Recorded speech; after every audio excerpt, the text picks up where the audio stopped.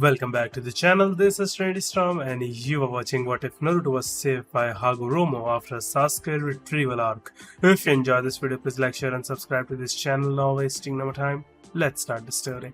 The End Valley with Pakun at his heels.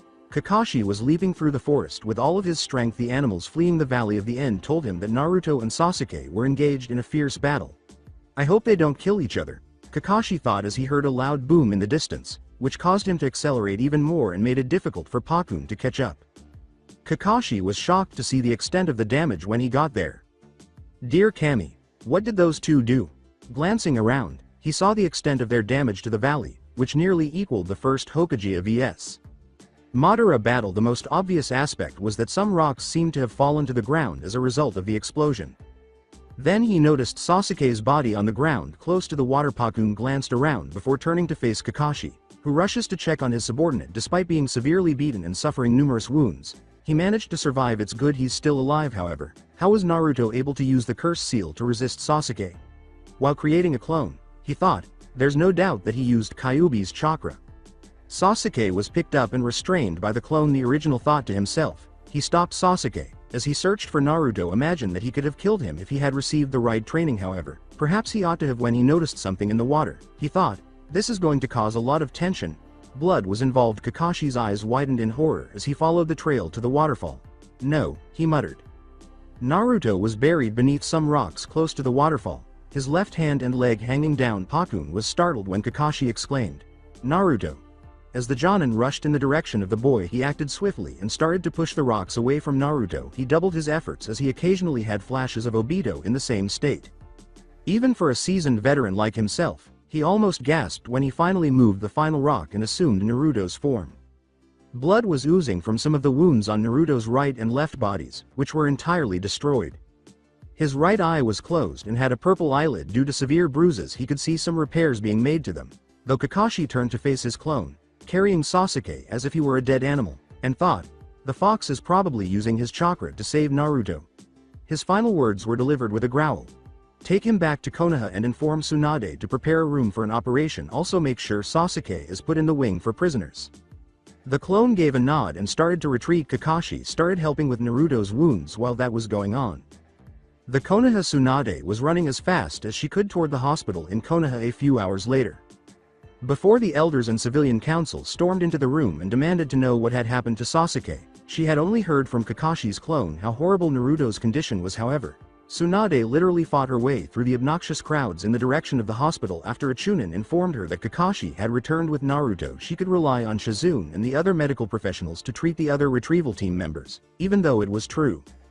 She was gasping for air when she got there, and every patient, nurse, and doctor was staring at her. Numerous medical professionals rushed to Tsunade to inform her of Sasuke's condition. Tsunade yelled, hold on, and everyone fell silent. I could care less about that Uchiha Gaki. What about Naruto? What's his condition? She inquired. They all kept their eyes off of her and didn't say a word. This caused her eyes to widen. Many became anxious when she asked, is there anyone even watching over him or preparing for the operation? With a hint of anger in her voice. Isn't more important that we look over Uchiha-sama than that demon brat? Said a nurse who was sufficiently stupid to say it at last. That was the wrong thing to say because Tsunade instantly knocked her unconscious by sending her crashing into the wall. Some people started to faint from the killer intent that Tsunade was releasing. She screamed angrily, idiots all of you, and they all recoiled. You had better have your resignations on the front desk and yourselves out of here when I'm done with the operation. She exclaimed as she dashed to the room where Kakashi had put Naruto. She reacted the same way Kakashi did when he first saw Naruto. When she arrived, Tsunade thought, those bastards didn't even bandage him, and she hurried to Naruto's side, where she worked on him with Shizune's help. She tore her grandfather's necklace off of him and tossed it aside as soon as she saw it around his neck. As Tsunade started to heal Naruto with her chakra, she thought, you're not taking another, you damn necklace. The remaining rookie 12 and the Sand siblings appeared outside Naruto's room a few hours later. They would occasionally notice the glares that some employees were giving the door, but they would keep moving forward. The majority of these individuals would prefer to see Naruto dead than alive, but they wouldn't dare risk encountering multiple genin and the Hokage herself. It didn't take an idiot to figure out what was going on. At last, Shizune and Tsunade left the room together. Tsunade leaned her body against the wall, and they both appeared to be utterly worn out. To everyone's surprise, Hinata was the last to speak while everyone else was staring at the Hokage. she said. Hokage-sama, is Naruto-kun. After inhaling deeply, Tsunade grinned at the genins. They all exhaled in relief when she said, he's fine. But he's in critical condition and won't be able to leave for a month or so. Also he's asleep right now so you can't see him. Sakura questioned, isn't there something we can do? Although she felt bad for pleading with Naruto to save Sasuke, she never intended for him to come dangerously close to death. Tsunade glanced in both directions before turning to face the genins. Before turning to face the Sand siblings, she said, I want you all to watch over Naruto. Make sure no one comes into the room. I don't trust these people right now. I know I can't order you guys. Gaara held up her hand. His siblings nodded their heads as he said, we will help watch over him. Tsunade gave a nod. This is probably going to cause a lot of trouble for the council. Hokage Mansion, Room of Council. She became aware of how correct she was a few minutes later. The Shinobi Council was compelled to attend the meeting that the elders and the civilian council had called the Demon Brat. Almost killed the last Uchiha, and the civilian sides were fighting over it and demanding his head. Tsunade pounded her fist against the desk and yelled, enough. Jiraiya, who was standing next to Tsunade, glared at them as everyone closed their mouths in response. The reason we are here is to discuss about Sasuke and what shall be done with him, she responded. The other civilians nod their heads as Sakiko, Sakura's mother, yells, what we should do is thank him for wounding the demon. This gives us a chance to kill him once and for all. But as Tsunade glared at the civilians, making them uneasy, a tick mark appeared on her face, and the clan heads shook their heads. Tsunade growled, making the woman in question uneasy. I'll pretend I didn't hear that, Sakiko Haruno. What will happen is that Sasuke shall be stripped of his ninja rank and shall be given psychological training by Inoichi. Also his chakra shall be sealed so he cannot escape again. Furthermore, I will be promoting those of the retrieval team to Chunin. The clan heads all supported the plan and believed it was a good one, despite the civilian council's outrage that Tsunade was going to demote the demon to Chunin and deprive Sasuke of his ninja career. But before anybody could say another word, Shizune rushed in, her face displaying fear when Tsunade asked her apprentice, Shizune, what is it? Panting, Shizune replied, Tsunade-sama, a large crowd of civilians and ninja are making their way towards the hospital. I think they heard of Naruto's condition and are trying to finish him off. Tsunade's eyes grew wide with rage and horror. Although the civilians appeared content, the clan leaders were not pleased either. As Sakiko boldly put it, see, the people of Konoha agree with us that something must be done about the demon.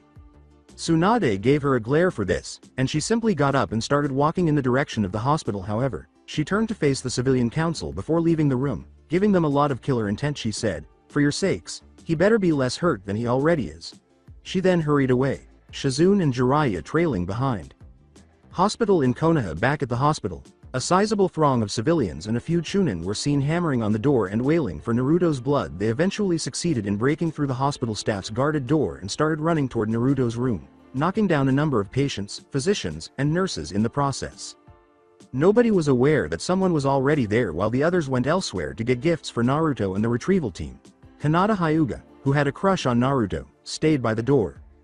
However, the Sand siblings went to inform their village about the mission's progress. She stood at her post, though, refusing to leave Naruto's side at that moment. She heard multiple voices shouting and approaching. Her eyes widened as she turned to face the right side of the hallway and noticed a sizable crowd of people approaching her while shouting for the demon's head. But when they arrived, Hinata was using her Byakugan and her clan's gentle fist technique. A civilian yelled, move it, kid. The time has come for this demon to die. In anticipation of an attack, Hinata tensed her posture and shook her head. Even after all he's done for this village, you still despise him?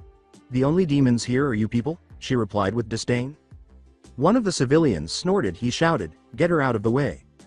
Before long, the populace rushed in blind fury in the hopes that Hinata would be moved aside by sheer force, but they were caught off guard when a lot of sand hit them and pushed them away. When Hinata turned around, she saw Gaara approaching her with a furious expression on his face, which unnerved some of the others. He let out a little key as he said, if you even try to hurt Naruto, I won't hesitate to kill you. There was a sound from inside the room. Before anyone could respond, Gaara quickly realized what it was and used his sand to shield himself and Hinata from the explosion that blasted some people out of the room. Naruto-kun, exclaimed Hinata. Tsunade was on her way inside the hospital when she noticed the explosion outside.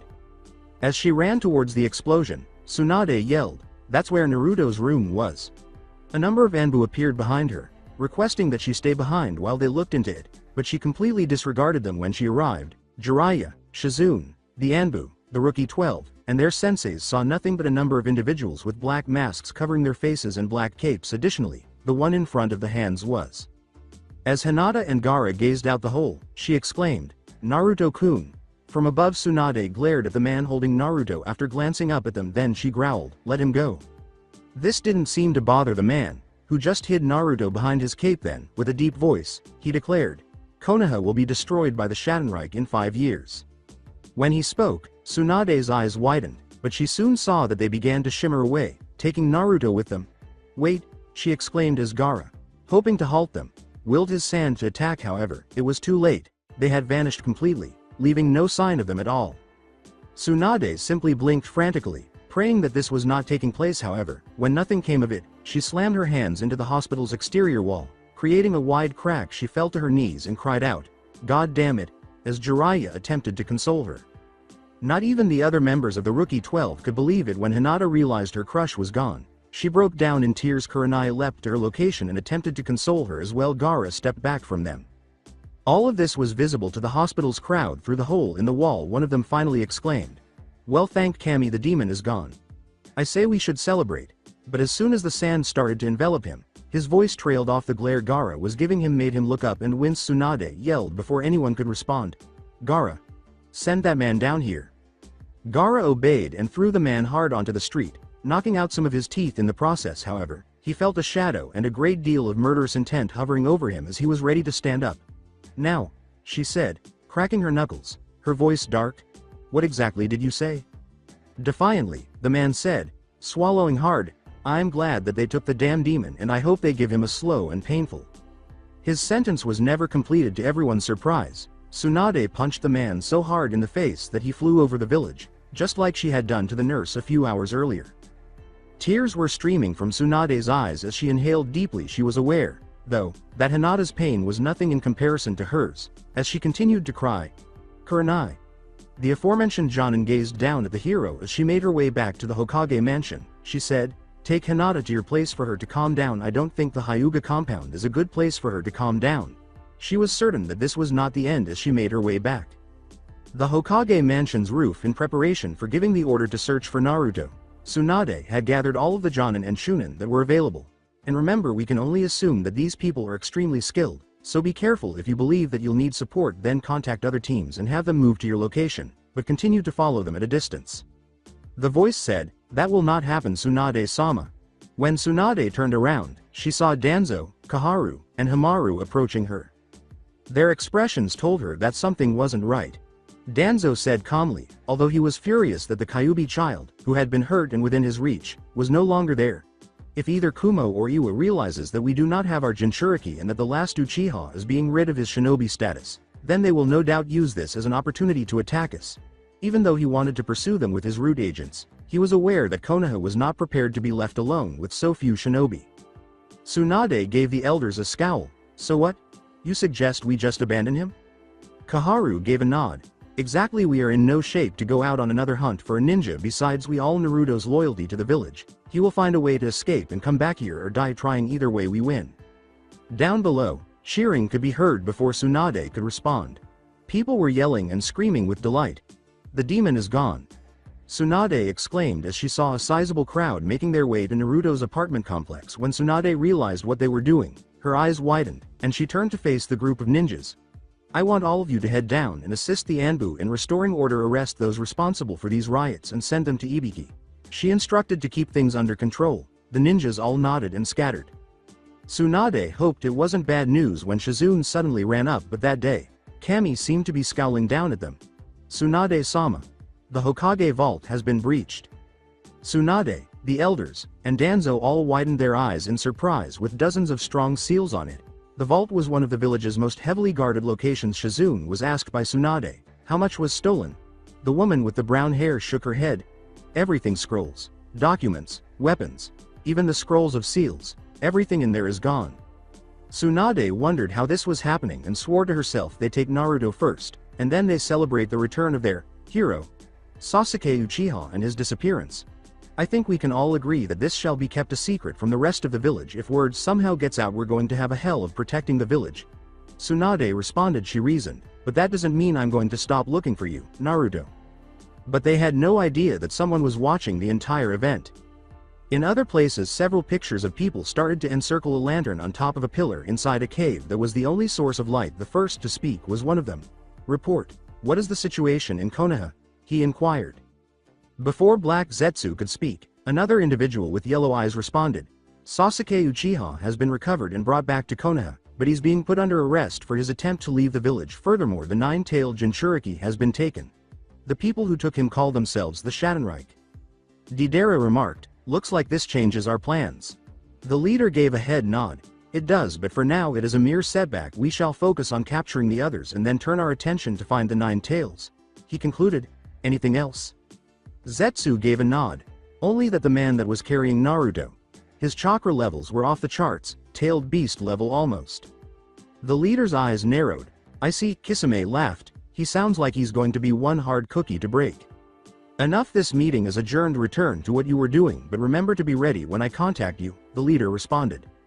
In another location, Naruto Uzumaki was slowly awakening in a pitch-black room. He attempted to move, but the agony in his body caused him to wince, leaving him motionless. Even though there wasn't much to see, he did take the chance to look around. "Where am I?" he asked no one in particular. "Your guess is as good as mine," a voice inside his head replied. In an attempt to understand why the fox was speaking to him at all, Naruto questioned, "Kyuubi?" Yeah, it's me," the fox replied before letting out a sigh. "Man, I'm beat. You have no idea how hard it is to heal all your wounds that you've obtained during that little skirmish," the Kyuubi said. "I see you two have woken up," an unfamiliar voice said. Naruto craned his head to the right and saw within the darkness the silhouette of a man could be seen. In his right hand was a golden kakara. He appeared to be wearing a robe that went down to his knees and looked like he had horns sticking out of his head, but what really got Naruto's attention were his eyes. The eyes had a ripple-like pattern over the eyeballs, closing in a small black dot, and had a light purple color. Naruto could feel the Kyuubi's eyes widened. "It can't be," he said in shock. As he made his way to the bed, the man laughed. "It's good to see you too, Kurama-kun." Naruto's eyebrow went up. Does the Kyuubi have a moniker? Before he spoke, he pondered, "Just who are you?" Even though Naruto couldn't see the man's face, he could sense the seriousness radiating off of him when the man abruptly stopped laughing. As he emerged from the shadows, the man remarked, "I am your past, while you are my future. We are one and the same." At that moment, Naruto realized how old the man was because of all the wrinkles on his face and the whiteness of his hair. Additionally, the horns on his head were actually fastened to a headband that he was wearing. There was also a swirling circle on the headband. "My name is not important, but you can call me the Rikudo Sennin. As to where you are, my fellow Uzumaki, you are home." Naruto looked at the man who was staring back at him with those eyes and blinked a few times. Am I supposed to know who you are?" "Wait, did you just say fellow Uzumaki? Does that mean you're an Uzumaki?" he suddenly screamed. In his mind, he could feel Kyuubi or Kurama pounding. "Baka. Show some respect to the god of ninjutsu and the founder of your clan," Kurama yelled. "You founded my clan?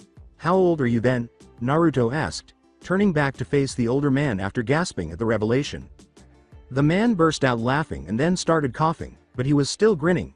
"I should have expected that. Not doubt that Pink Banshee and the rest of Konoha's civilian council probably cut that part out of the academy's history, along with everything else, like how the symbol on the Konoha vest is the Uzumaki symbol," he said while sitting on a chair next to his bed.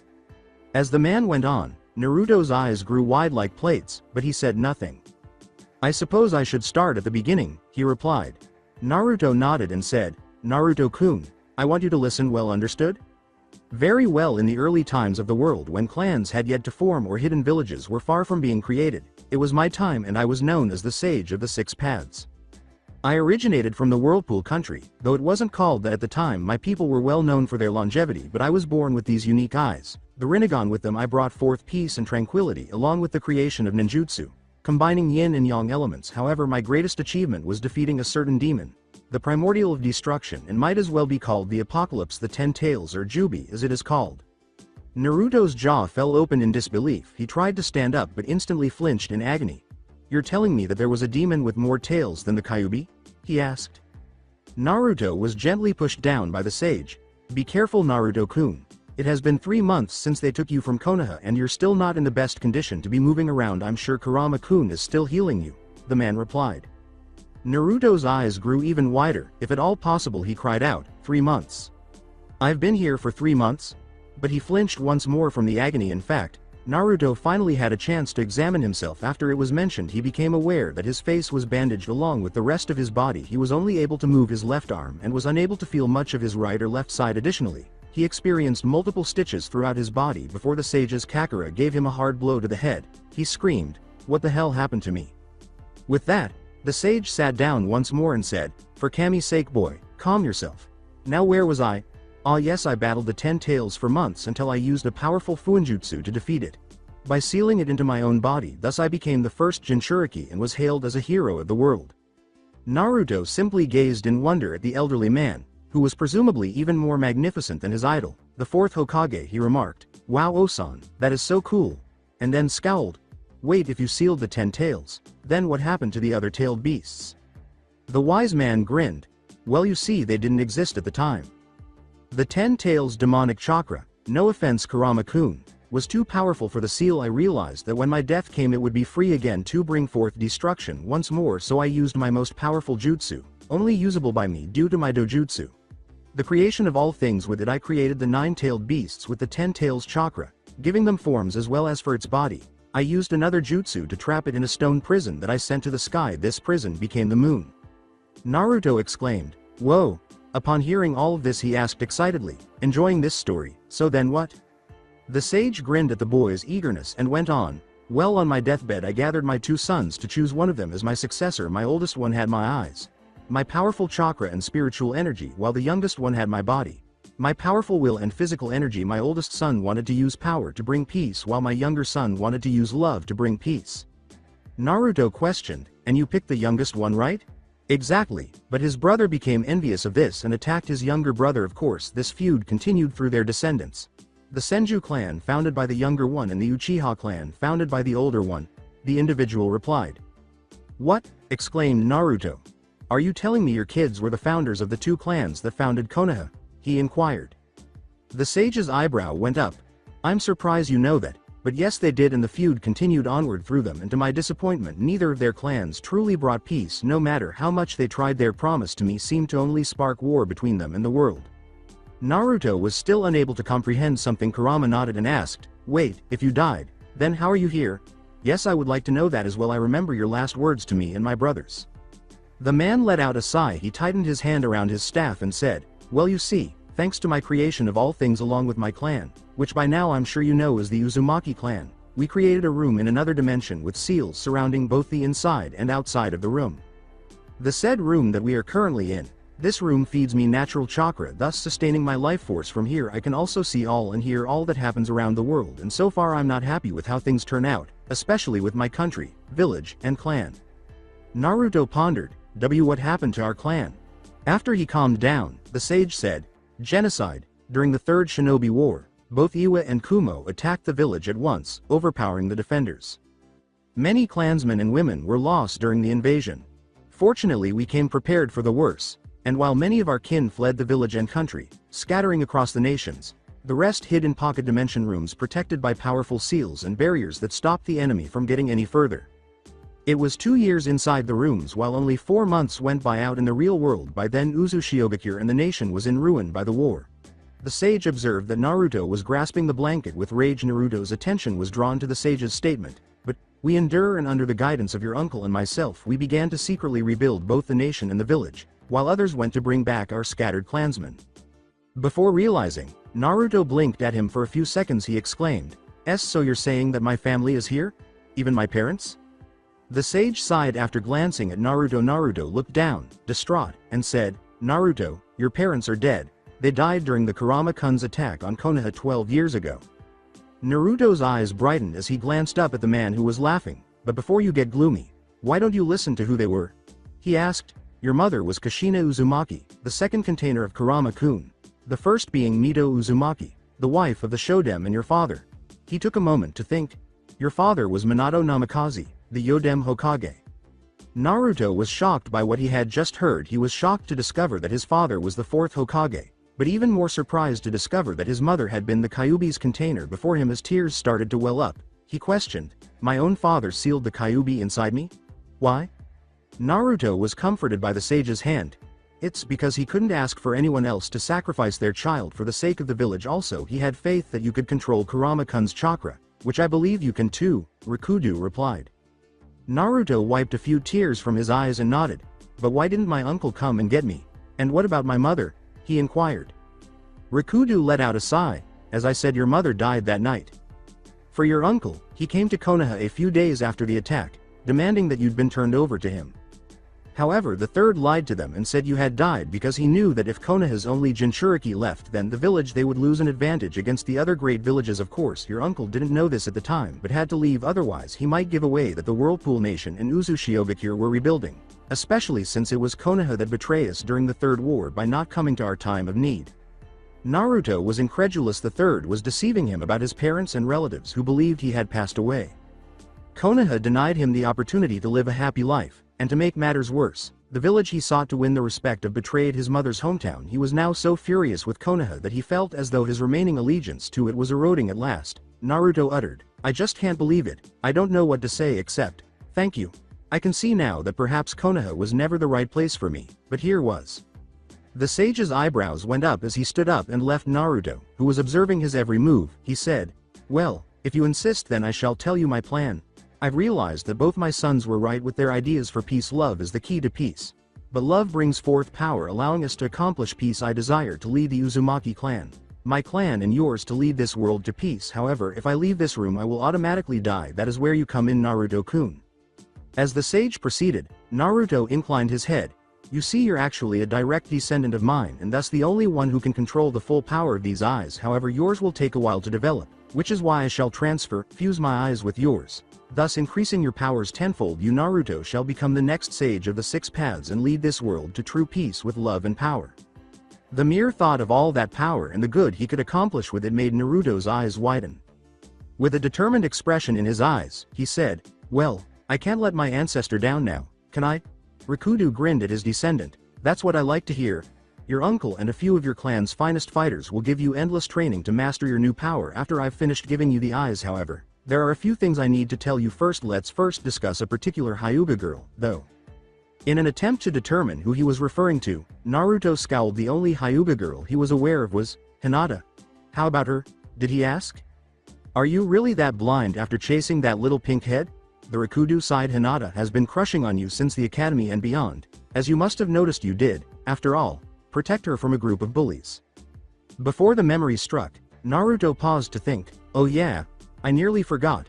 He then scowled and became serious. So Hinata likes me, he said. Why haven't I ever heard from anyone?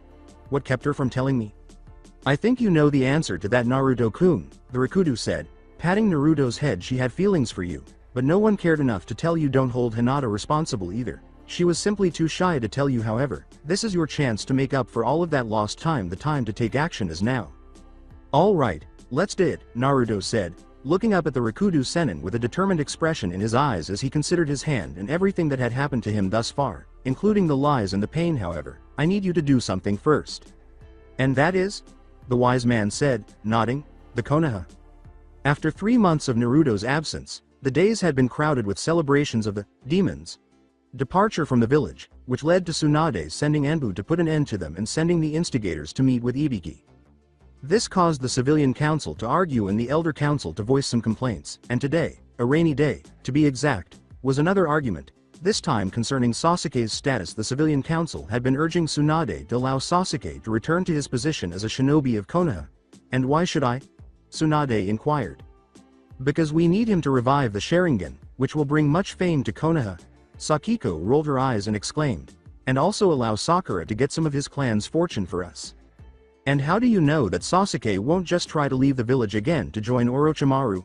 Tsunade asked, rolling her eyes as the other civilian members nodded their heads in agreement. I'm not putting him in jail for what he did to Konoha, and for that you should all be thankful. Uchiha-sama would never have left the village if it weren't for the demon, a plump civilian yelled. That is nonsense. The civilians became uneasy as Tsunade screamed, leaking information about some murderous intent. Naruto had nothing to do with Sasuke Uchiha's departure from the village. You're all hating him, so you're just blaming him.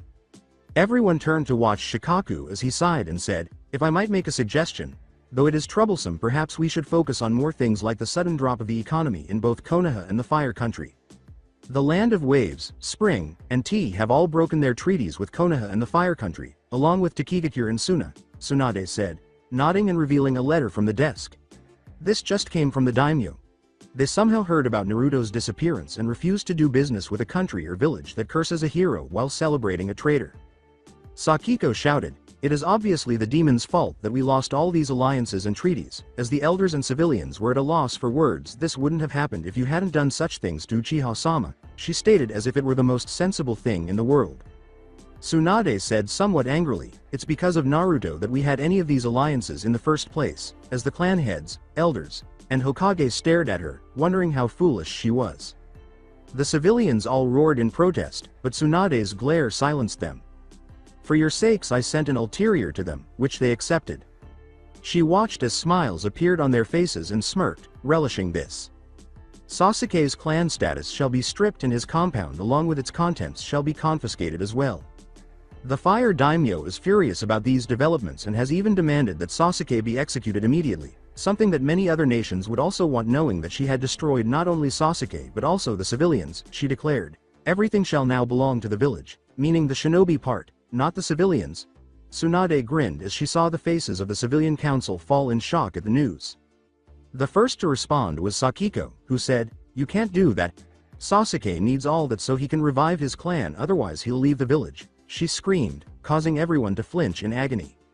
"Thanks for reminding me," said Tsunade, rolling her eyes. "A repression seal has also been placed next to Sasuke's heart, therefore it will activate and kill him if he ever leaves the village 5 kilometers away without my or his sensei's consent. Additionally, I will personally remove you from your positions and dissolve the civilian council entirely if you have one more outburst against my authority or involvement in shinobi affairs." The Hokage did have the authority to dismiss any member of the council if they ever left their jurisdiction, so this made them all stop talking and made the clan heads smirk. Tsunade felt that she had won a victory for Naruto because Jiraiya's spy network had not yet discovered any evidence of his whereabouts. The former compound in Uchiha. On this rainy night, a man stood in front of the former Uchiha clan compound. He was completely covered in bandages from his feet to his head, and he wore a cloak with a hood over his head. He gazed at the compound with emotionless eyes before vanishing into thin air. "So it's been here all this time," he growled as he approached the tablet and inspected it, saying, "Good, it isn't damaged and still readable." Then, with a swipe of his hand, the tablet vanished, and the man said, "Phase 1 complete. Time for Phase 2 inches." He then vanished himself and reappeared inside the Naga Shrine, the underground gathering place of the Uchiha clan and the location of the tablet of the Sage of the Six Paths. The Hyuga compound. Hinata had just finished brushing her teeth and was getting ready to go to bed, but based on the shadows under her eyes, she hadn't been getting much sleep because of Naruto's disappearance 3 months ago, or more specifically, when he was kidnapped. She knew that Tsunade wanted to send out search teams, but the damn civilian council and elders wouldn't let it happen, and the Hyuga elders weren't helping either, trying to pair Hinata with the son of a foreign noble, Naruto-kun, she thought to herself before making her way to her room. However, her eyes widened when she opened her door and saw a hooded man sitting on her bed. The man turned to face her, his bandaged face visible, and said, "About time you came here." On impulse, Hinata activated her Byakugan and assumed the gentle fist stance. "Who are you and how did you get in here?" She was unsure whether to call the guards for help, but she was afraid that this man might kill her before she had a chance, and she felt that she was no match for him, so she asked quietly. After he stood up and sighed, she watched intently as he said, "I bring a message from Naruto Uzumaki." Naruto was alive, and this man knew him. Hinata only needed that name to change her position and put the current circumstance out of her mind. "Why, you know where Naruto-kun is?" Her voice was hopeful as she asked. After nodding, the man took a black book from the pockets of his robe and said softly, "He says that he is sorry that he never realized your feelings for him and that he is ready to accept them." He approached Hinata slowly so as not to startle her, and when he saw a slight smile on her face, he added, "And he says to not trust Konoha." Hinata took notice of this and was surprised that Naruto would say such a thing. After all, wasn't becoming Hokage his dream? Why would he say such a thing? What do you mean by that?" With caution, she inquired. She took the black book slowly after the man handed it to her. "Read this." When he said, "If you cherish Naruto as you say you do, then do not tell anyone about this conversation or about the book." He paused to give Hinata time to process everything that had happened to Naruto and the people he made his life so miserable for. "I'll be back in 3 days to get your response on where your loyalty lies." Hinata glanced up at the man and said, "Remember, Naruto isn't pressuring you, but you have to choose between your heart for him and a village that has wronged him." Hinata simply blinked a few times before glancing down at the black book in her hands, thinking, "This has everything about Naruto and the people who wronged him." the man vanished into thin air, leaving no evidence that he had ever been there. She went into her room and locked the door.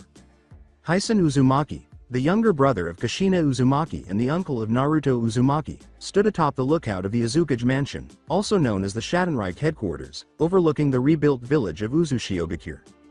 His dark blue eyes scanned the sky and the village, and he wore a black leather coat with silver shoulder pads and wristbands, a black shirt with a fishnet underneath, and a black sword with a black hilt strapped to his waist, as well as a forehead protector bearing the Uzu symbol. He was the leader of the Schadenreich, the daimyo, and the Azukage, but he intended to transfer all three titles to Naruto when he was ready, and he would serve as his nephew's advisor. He had to give credit to the Rikudo Sennin for the Schadenreich's formation, giving its members new powers through the seals they wore, which, of course, also served to distance them from Uzu Shioakir and the country, therefore concealing any connection between them. He sighed as he suddenly sensed a change in the wind. "Tasa, how did it go?"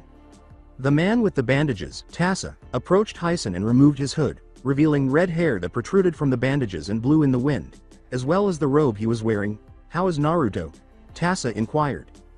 "The operation was successful, and the Sage of the Six Paths is dead." Heisen sighed. He then grinned at Tasa, saying, "Of course you already know that, don't you?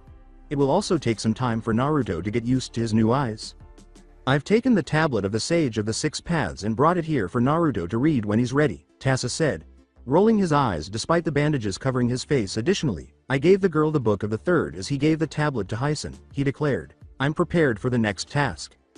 As he accepted it, Heisen arched an eyebrow and said, "You don't want to unwind first?" did he ask. Tasa shook his head and said, "No, it's better if I get us some allies because Naruto is still recovering from the operation." With a shrug, Heisen took a set of scrolls out of his pocket and gave them to Tasa. "Where am I going?" Tasa inquired. "Land of Omegakure, Takigakure, Tsunade, Spring, and Wave. I am aware that everyone, with the exception of Aim, owes Naruto a great deal and is clearly very angry with Konoha for celebrating his alleged death. They can read the scrolls for more details about our plans. In addition, one of our relatives, Aim, is present, so I'm trying to impress him," Heisen said. As he got ready to leave, Tasa nodded and said, "Understood." Tasa was forced to stop when Heisen said, "By the way, why did you choose Tasa as your cover-up name?" did he ask. As he approached the edge, Tasa shrugged and said, "Sounded cool." He then vanished, leaving no sign that he had ever been there. Heisen simply grinned while he kept his eyes on the village and the lowering sun. The Wave Land, in spite of what the Hokage had done to Sasuke, Tazuna, the country's new daimyo, was in his office reviewing some reports regarding the trade route between the Land of Wave and the Land of Fire. He was also considering banning all trade between Konoha and his country because it damaged Naruto's reputation. "I hope I'm not disturbing you. Calm down, old man, I'm not here to kill you," a voice said as Tasa materialized out of thin air. Tazuna was shocked and instantly collapsed to the ground, placing his hand to his chest. Tazuna remained cautious in spite of the assertion. "All right, so what are you here for?" Verifying that no one else was listening, Tasa said, "I bring a message from Naruto Uzumaki." The name caused Tazuna's eyes to widen, and she instantly stood up. "Naruto? Is he still alive? Is he all right?" He owed the boy a huge debt for saving his village and rescuing his grandson from his depression, so he asked frantically. Tasa shrugged, "A little rough up, but he's fine." Then he produced one of the scrolls and handed it to Tazuna, saying, "Anyway, here is the message that he wanted me to give to you."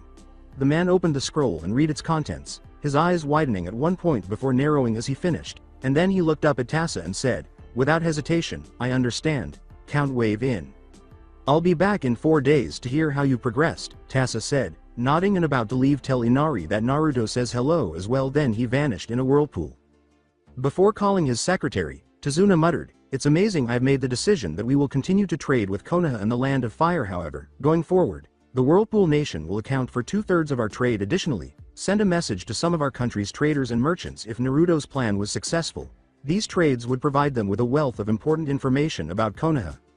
The Land of Spring. As she listened to her advisors argue, Koyuki Kazuhana, the daimyo of the Land of Spring, sighed. One side argued that she should continue trading with the Land of Fire because they produced necessary goods, while the other side said that she should not because they would praise a traitor while spitting on a hero's grave. Koyuki, of course, agreed with the latter, but she felt that Naruto would never forgive her for doing this to the village he loved, and she didn't want to do business with a village that caused him so much pain. "Are you having problems?" As he appeared in front of the daimyo, Tasa asked, and the advisors all yelled for the guards to arrive. The guards who were present pointed at Tasa and raised their weapons, but Tasa was unfazed and just looked up at Koyuki. The only person maintaining her poise was Koyuki. "Who are you and what do you want?" Her voice was authoritative as she asked. The guards flinched and braced for an attack as Tasa reached into his robe without saying anything, but instead he produced a picture and showed it to the daimyo, which made Koyuki's eyes widen.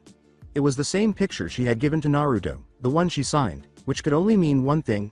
"Why you know Naruto?" With hope, she asked. "I'm here to deliver a message from here," Tasa said, nodding as he produced a scroll. He handed the scroll to a samurai, who then gave it to Koyuki, saying, "I think you'll be interested in it.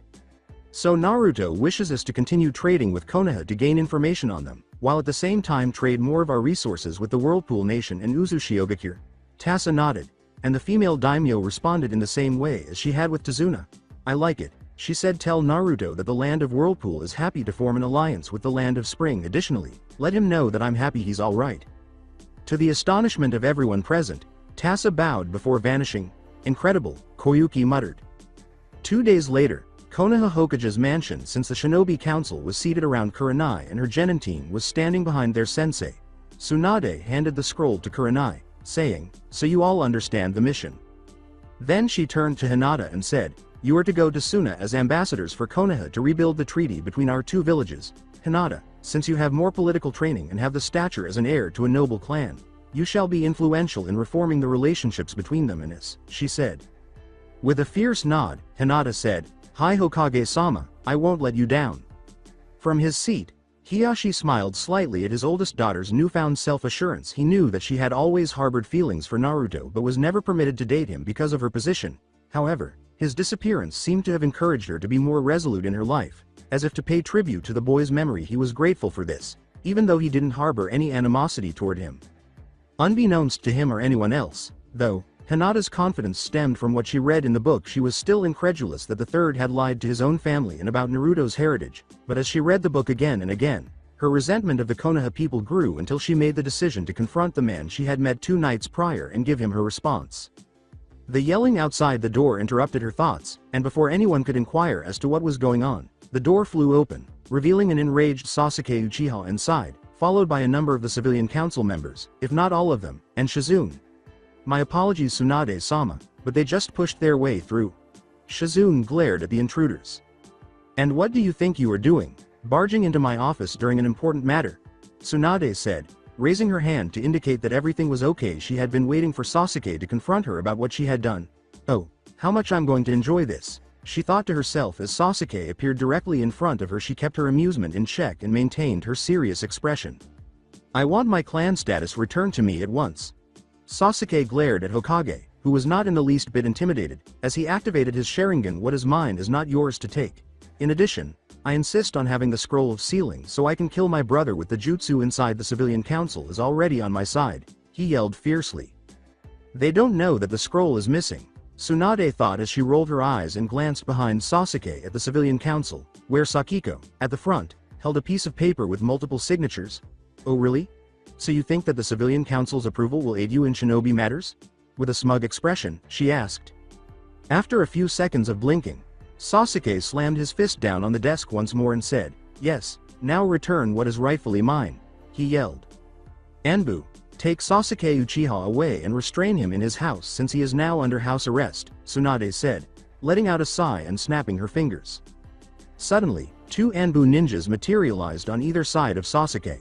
Additionally, "Sasuke, every item in your clan has already been used to repair the damage caused by the invasion and to help restock the academy's curriculum." She did, however, keep the part about locating the secret meeting room between herself, Shizune, and Jiraiya, the latter checking what was kept there. Moreover, it is non-negotiable since it is the only way for both Konoha and the Fire Country to regain their allies. Oh, how she was enjoying this.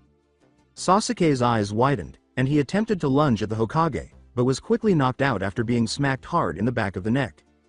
Her Byakugan activated, and everyone was shocked to see that it was Hinata who had done the deed. She then deactivated her Kekkei Genkai and bowed to Tsunade, saying, "Forgive me Hokage-sama, but he clearly made a hostile act towards you, and as such I felt that it was necessary to subdue him before he could do such things." As the 2 Anbus picked up the knocked out Uchiha and dragged him out of the room. "No problem, Hinata, you did the right thing," Tsunade said. Waving her hand now, your team is dismissed to start their mission Kurenai. Tsunade glared at the now anxious civilian council as the two Genin, Chunin, remember Kiba and the rest of the retrieval team were promoted to Chunin. And Jonin bowed their heads and departed. Is there a reason why you people got yourselves involved with shinobi business, again? Sakiko Haruno maintained her position as the other civilians became anxious.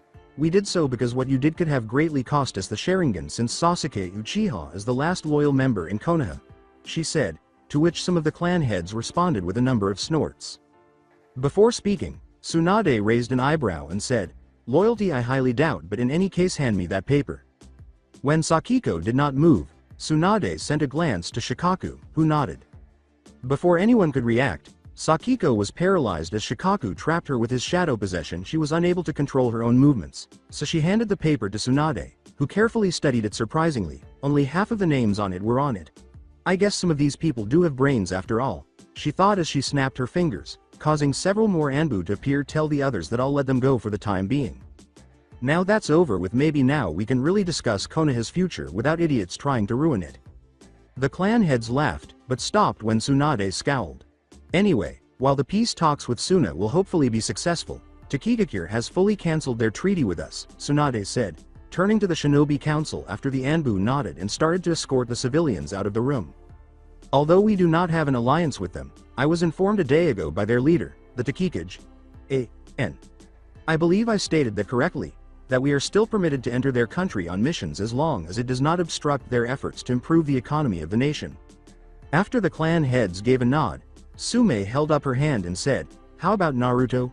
Jiraiya-sama must have some clue as to where he is, even though it has been 3 months since he was taken. Tsunade shook her head and said, regretfully, right now I'm more concerned about the threat that they delivered. No, we still have no clue where those people take him.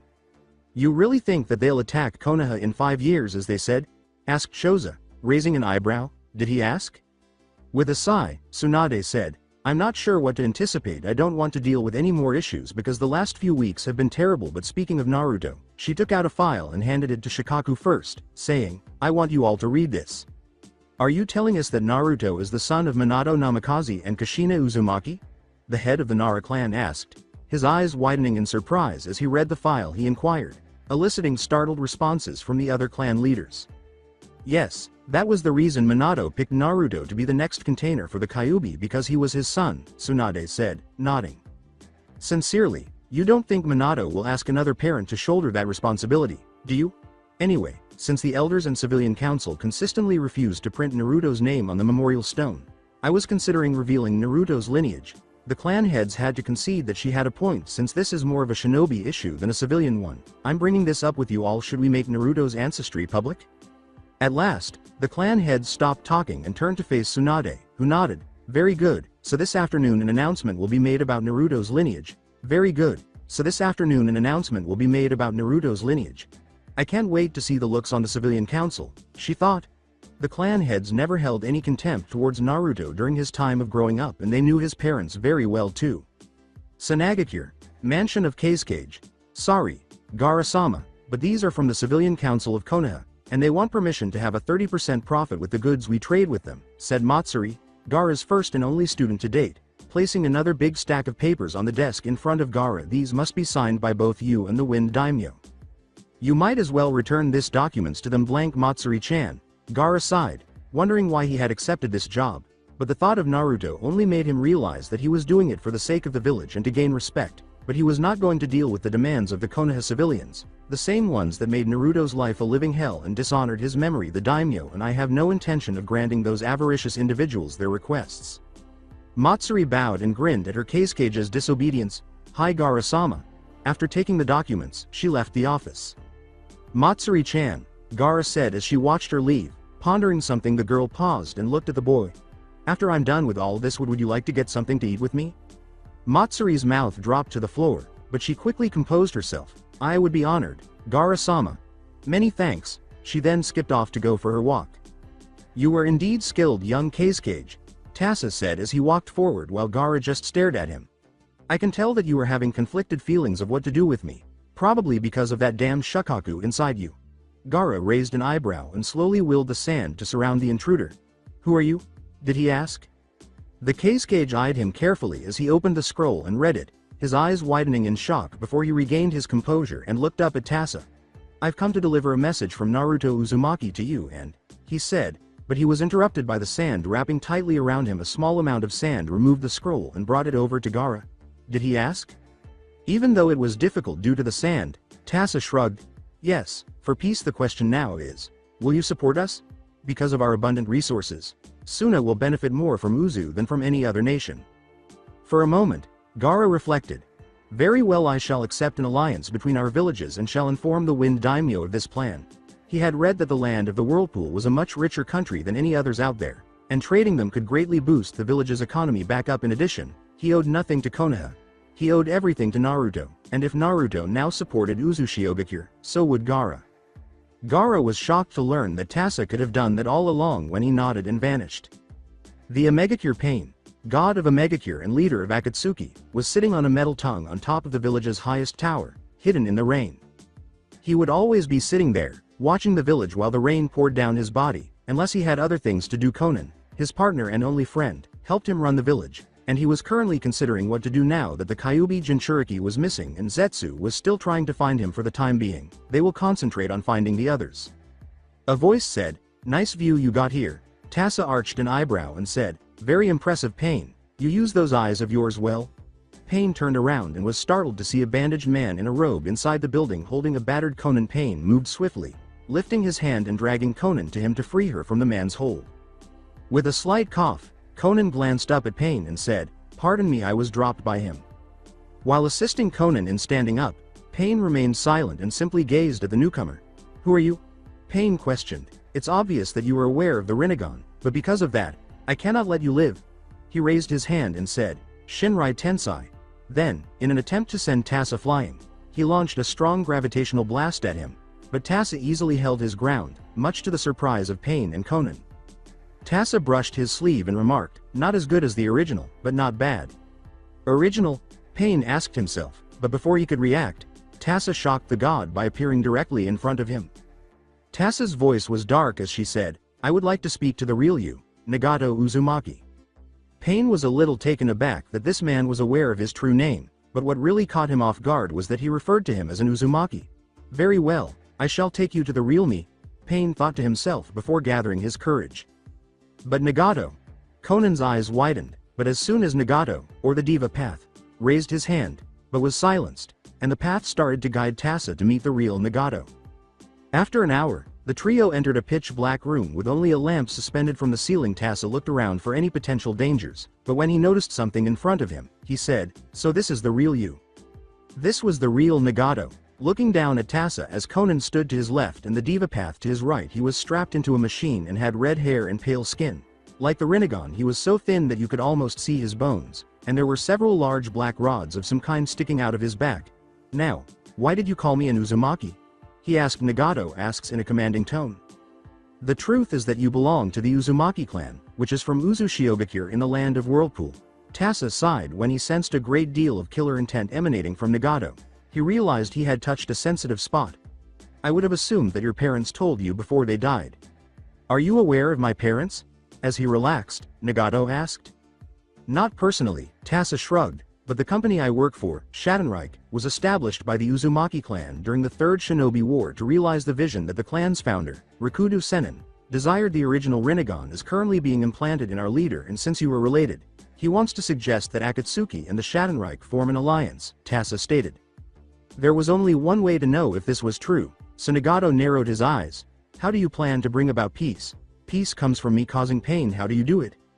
Under his bandages, Tasa grinned and said, "Power and love. We intend to use our newly acquired skills to build a society in which everyone has a place to call home, where they can be loved and loved. In return, we acknowledge that your plan is sound, but a peaceful resolution to the pain won't put an end to the suffering. Wouldn't you prefer to use your power to spread love and ensure that no child loses their parents in a tragedy of any kind? Also, what if I told you that the man calling himself Madara Uchiha isn't who he really says he is?" Tasa asked, knowing that the final line would draw Nagato's attention and cause him to struggle with his own values. After a moment of staring at Tasa, Nagato and Conan turned to face him and said, "Prove to me that you really intend to set out to bring the Sage of the Six Paths dream." "That's," Conan said, Unable to believe what she was looking at, as Tasa nodded in response to a reasonable question slowly, he removed the bandages covering his eyes and showed the two Akatsuki members a portion of his face, shocking them to the fullest and even opening their mouths. Soon after, Tasa pulled out a scroll and covered his eyes once more. "These are what we plan to do," he said, holding it out for Conan to take. The blue-haired woman glanced at Nagato, who simply nodded, and then slowly approached Tasa to take the scroll. "I will return in 3 days and wait for your response," she said, "and keep in mind, don't tell anyone." With that, he vanished into thin air, leaving Nagato stunned. Azukage Mansion and Schadenreich headquarters in Usuzu Shioakir. Tasa reappeared in the Azukage's office, throne room, where Heisen Uzumaki was already present, along with a few members of the Salbe Meisters, the organization's Anbu, Uzu Shioakir, and the Seinfeld, Death Hunters, the village's Hunter Nin. Next came the Schwartz, Swords, a special division of seasoned ninjas who are masters of Kenjutsu. Lastly, Naruto, who was wearing a black kimono with an orange version of the whirlpool symbol on the back, blindfolded his eyes because his new eyes weren't yet ready, and a little taller and more muscular than average for his age. "How was it?" Heisen inquired. "It went great, my lords," Tasa said, bowing before him and Naruto.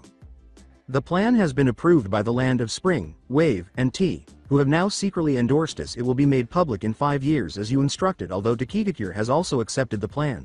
They're still debating whether to send their Jinchuriki here for protection. Suna is keen to trade and has fully committed their resources and the nation's resources with us. However, because of the plan, it won't be made public for 5 years."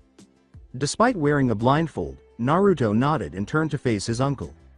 "We should keep rebuilding the village and the country. As long as they stay away from Akatsuki, we'll do everything in our power to finish challenging missions in preparation for our eventual invasion of Kumo and Iwa's villages. I also want to start compiling information on them to aid the resistance against the current Mizukage. We ought to dispatch a few ninjas as well. In this manner, we can win their support for the war we plan to start in the future." "Finally, uncle, I think my eyes are nearly ready," he stated authoritatively. Proud of his nephew's rapid progress, Heisen bowed and said, "As you wish, your majesty." After a week of the transfer, Heisen thought Naruto was prepared to start training the Schadenreich's power. Naruto discovered that the members had rebalanced their internal chakra by applying advanced seals to their bodies. Additionally, the seals made it easy for them to absorb natural chakra without fear of becoming stone. Naruto's uncle was going to show him more, though, because that was all he currently knew. Naruto used the opportunity to examine the mansion with his new eyes as Heisen led him to the training room. With the exception of the orange walls with swirling circles and black and blue markings, it resembled the Hokage mansion.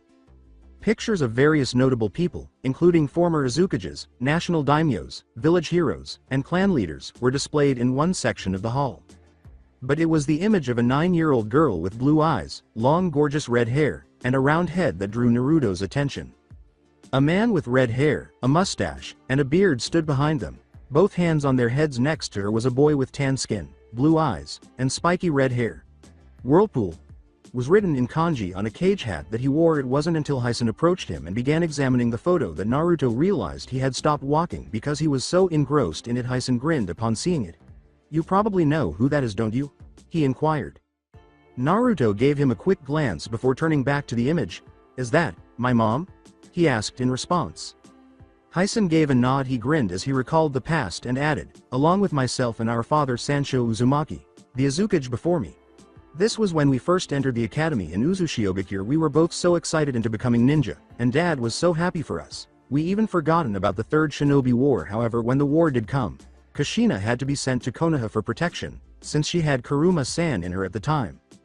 Naruto looked up at him after noticing the sadness in his voice. He inquired, "What happened to you and Gramps?" Heisen rubbed his head and sighed. "Due to Iwa and Kumo being so close to Uzu, and since I was a senior, I became a genin a year early and was assigned to guarding the village. However, the enemy managed to overwhelm our defenses and breach the village, killing many. Dad managed to kill 100 Kumo shinobi, before being impaled multiple times, but thanks to him many of us managed to make it to the safe rooms and wait out the invasion. From what I remembered, he also wounded the 3rd Tsuchikage, which I think gave him back problems to boot." He laughed along with Naruto. "Remember that we are here for training, please." "Hey, wait, is this room?" Naruto was about to ask when Heisen opened the door, and his eyes widened as he saw that the room was much bigger on the inside. In fact, that there was a large city inside, going on for miles non-stop. Naruto nodded, and a few minutes later the two arrived in front of a door, one that had the same seals as the one that surrounded the room that the Sage of the Six Paths was in. Yeah, this room also leads to another dimension, which I call the Rough Zone. A dimension designed to be the ultimate training room, capable of taking any beating that happens, Heisen said, grinning at Naruto's response. Do you see every piece of debris? When Naruto looked around, Heisen inquired. This is the result of countless years of training from different eras of Usuzu Shioakir's finest. Indeed, the city looked like a massive storm, and this had hit it was the aftermath. He then proceeded further into the city, followed shortly after by Naruto, and when they had gone far enough, Heisen gave them the signal to stop. All right, Naruto. Let me ask you a question first. Do you know which 5 main element affinities are correct? Heisen inquired. Fire, wind, lightning, earth, and water, correct? Naruto nodded. He uttered those words.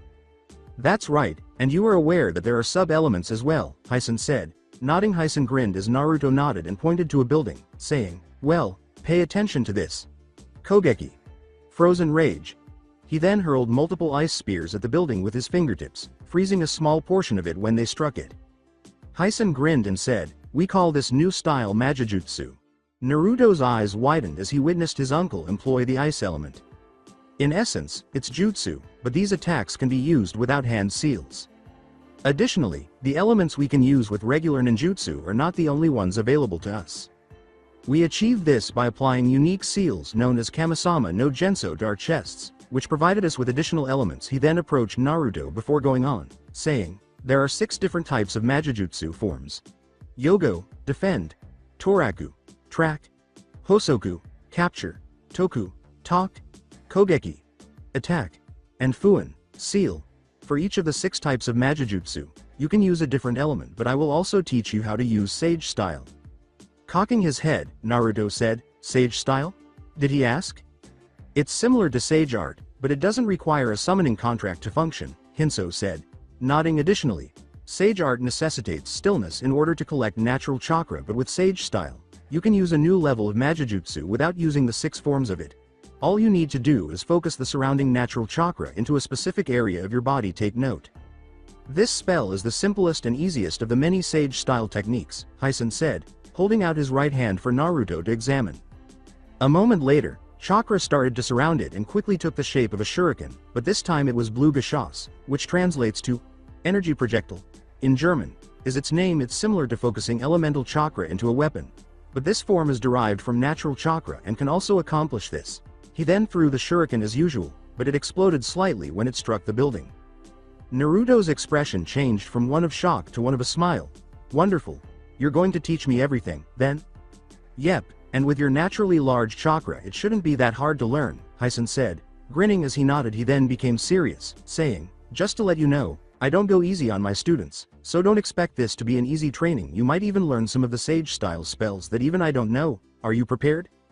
Bring it on, was the only thing that Naruto said, grinning with a determined expression. The Konoha, to think that this village was founded under the belief of the will of fire. Tasa sat atop the head of the 4th Hokage on the Hokage monument, gazing at Konoha. I wonder what you would think of it now, Hirishima. Tasa asked himself how much the will of fire strains the populace. Would you attempt to fix it, or would you be as furious as Naruto right now? A day after Naruto's lineage was revealed to the village, there were mixed emotions. Some ninjas, along with a few civilians, felt ashamed of tormenting the 4th son, while the civilian council, particularly Sakiko Haruno, and the majority of the civilians did not accept that the demon brat was the son of their greatest hero, which led to numerous fights in the village streets, necessitating the intervention of Anbu to break them up. Tasa had to acknowledge that it was ironic that the other nations would also be affected. Remembering why he had come, Tasa sighed and stood up, stretching his arm and thinking, damn, these arms are stiff. I need to get some new ones. He looked down below and thought, well, guess I better deliver the message. As he jumped off the monument, he spun around and faced the Sandame's face, where he could see hundreds of explosive tags. Time for a good taste of Uzumaki explosion tags, he thought as he made the proper hand sign, and a moment later, the Sandame's head exploded, scattering debris all around. Shizune rushed into the office after Tsunade heard the commotion from her office and had hardly time to wonder what was happening when rocks started to fall on the roof of the mansion and several other parts of the village, sending people into a panic and making them flee to avoid being crushed by the falling debris. Tsunade-sama. Are you okay? As multiple Anbu materialized and surrounded the Hokage in a defensive circle, she posed the question. As she left the mansion, she declared, I'm fine, but what was that noise? She inquired. Holding Taunton in her arms, Shizune ran up next to her. Debris was thrown everywhere when one section of the Hokage's monument exploded. Medical personnel are on their way to assist any injured parties. Hokage-sama. Up there, an Anbu shouted. Everyone looked up and saw Tasa standing on top of the Hokage mansion. While looking down at them, the first thing he said was, "Yo." Tasa was startled when Tsunade suddenly leapt into the air and landed directly in front of him. She's pretty fast, he thought as Tsunade threw her fist at him, but the blow simply went through him, leaving Tasa feeling the chakra within. If that hit me, then I would have to switch to a new body, he thought again as he leapt forward over Tsunade and landed on top of it. Overcoming the shock of her attack's failure, she yelled, "Capture him! I'm curious about his identity and employer." She commanded the Anbu, who all nodded and ran after Tasa, who simply ignored them and made his way to the village gate. A hand signal was formed by one of the Anbu. Futon. Wind cutter jutsu. He shouted, then a burst of wind headed straight towards him, but instead of hitting him, they dispersed upon impact, doing no damage to Tasa whatsoever. How? The Anbu uttered those words. "To catch me, you must perform better than that." Tasa yelled as he made his way to the gate, but as he turned around, he was startled by a wall of wood that appeared in front of him and almost collided with it. Wood release. How? Tasa asked himself. "Well done, Tenzo," Yugo said as she pulled out her katana and prepared to strike Tasa, but before she could, a wall appeared before her, stopping her attack. What? But he didn't perform any hand signs, the cat-masked Anbu thought while Tasa ran around the wood wall. "Shit! Keep him from getting away," Yugo yelled. "Hey, you are all immune to colds," Tasa said as he kept running. Then heard someone shout, "Rasengan." He looked up and saw Jiraiya coming down on him with the said attack. "Shit!" Tasa screamed, then leapt aside to avoid the attack, which struck the ground and left a sizable crater in it. "If you're chasing after me, then I better fight back," Tasa said, revealing a small blade on his arm. Before charging, Jiraiya escaped the attack and attempted to punch Tasa in the face, but the Toad Sage was shocked when his fist went straight through him. "Not going to work," Tasa said as he swung his blade at Jiraiya. However, Tsunade landed on Tasa with her leg up just as it was about to hit him. "Damn it," Tasa said, blinking his eyes, and then he was only a few inches away from where he had been before Tsunade's attack struck the ground, creating another crater. This startled both Sannin as they gazed at the man with the bandage. "How is avoiding our attacks?" Jiraiya was asked by Tsunade. Jiraiya stood next to Tsunade and said, "No clue." Tasa simply stared at them both before shaking his head and saying, "Well, this has been fun, but I think it's time I left, so goodbye." Rasengan. As the attack flung him against a building's wall, Tasa thought, "Shit, I was still Sukusanjunjo, Order of Space, mode and didn't have enough time to switch to Sakakujunjo, Order of Illusions, mode." Someone shouted, and then a blur hit Tasa on his left. He was an adult, possibly in his early to mid-30s, with spiky blonde hair and deep blue eyes, a Konoha headband, a Jonin vest underneath a white short-sleeved coat with red flames at the bottom, and a very tan complexion. Tsunade, Jiraiya, and the arriving Anbu were shocked to see that someone had managed to hit him, but more importantly, what the attack was. When the smoke cleared, they finally saw the man, and their eyes widened. Minato? Jiraiya inquired, startled to see his pupil standing in front of him, let alone alive and well. Well, maybe not well. Minato was clearly worn out if you looked closely. Everyone in the area was shocked to see the dead fourth Hokage, but Minato's gaze was fixed solely on Tasa, who stood up, brushed himself off, and left the hole he had made.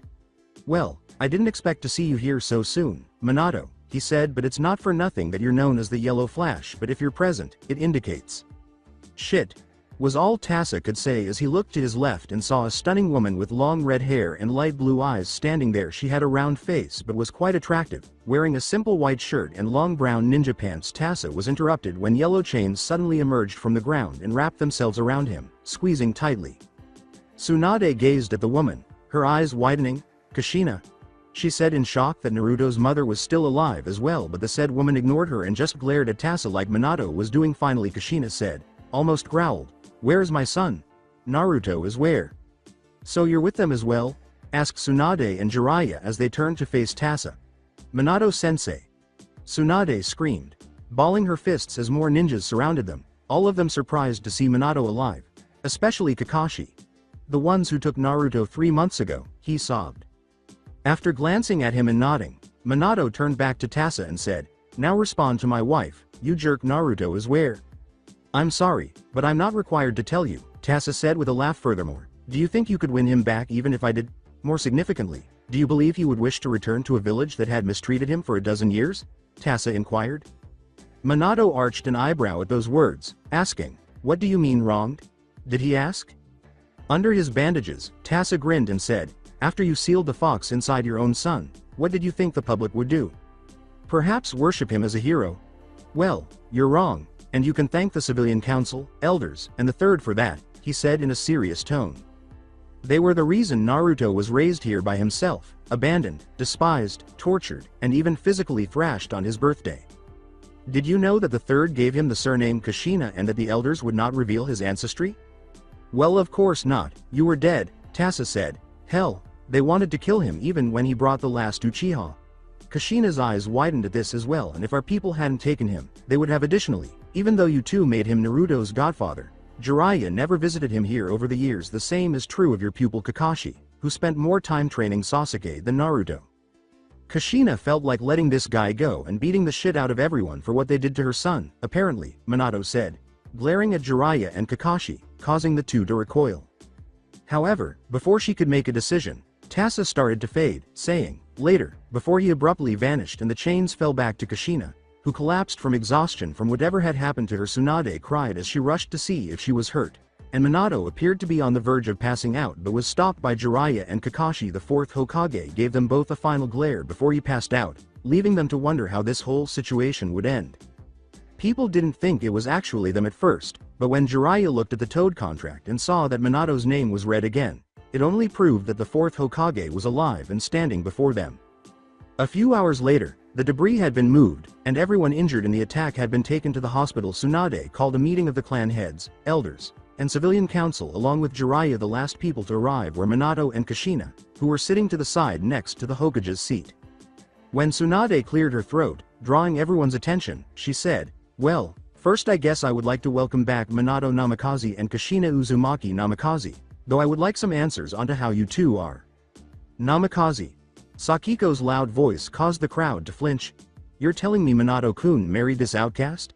She was furious that her crush had married someone else, but when the two aforementioned individuals unleashed a massive killer intent on everyone, not just her, her rage turned to fear. No one had ever experienced such rage before. At last, Minato said in a deep, dark voice, "Is what that man said about my son accurate?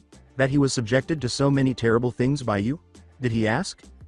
He was silenced when Kushina punched him in the face, knocking him unconscious. Everyone was so shocked that she moved so quickly that they flinched at the angry expression on her face when she turned to face the other people. "Minato-sama, with all due respect, if you must know, the demon had already devoured the boy's soul, so—" A fat civilian finally had the audacity to yell, unable to look at the couple. "Nothing. Therefore, you are not authorized to say such things. Because of what you did to my son, I should kill you all," she sobbed. Kushina. She turned to face Tsunade, who shouted, "Please just sit down." "Why ought I to?" Many were uneasy as Kushina's hair started to fly up into the air and she asked defiantly. "Because," Tsunade said, trying not to cry, "you're not the only one who is angry at what these people did to your son." Kushina calmed down a little when she saw the older woman's upset expression and sat down next to her husband again in silence.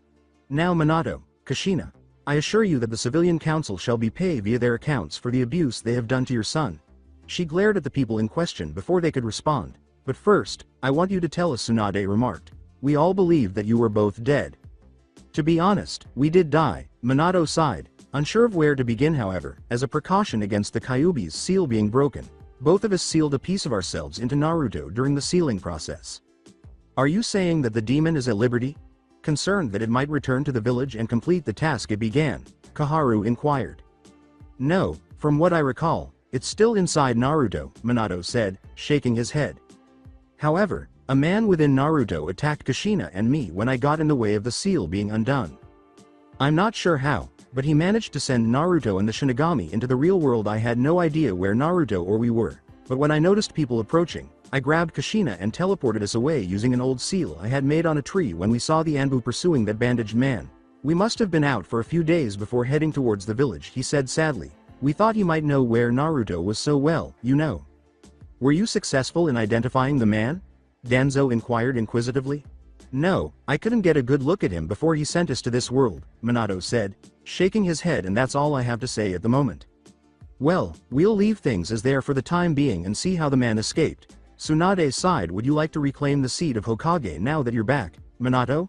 I realize this is a bad time to ask. She was aware that she shouldn't be asking, but since he was praised as one of the greatest of all time, people would assume he would. I'm sorry, but I can't, Minato said with a sigh. Everyone recoiled at the last line. I don't want to lead people who would dishonor my last wish and treat my son so badly. He then glared at Jiraiya, who turned away in embarrassment, and said, I will however continue serving as a shinobi of Konoha for your sake and no one else's. He knew he made a huge mistake by not being there for Naruto, his godson. Glaring at Sakiko, Kushina looked up and said, and so shall I, though I really don't feel like I have any loyalty to this village anymore.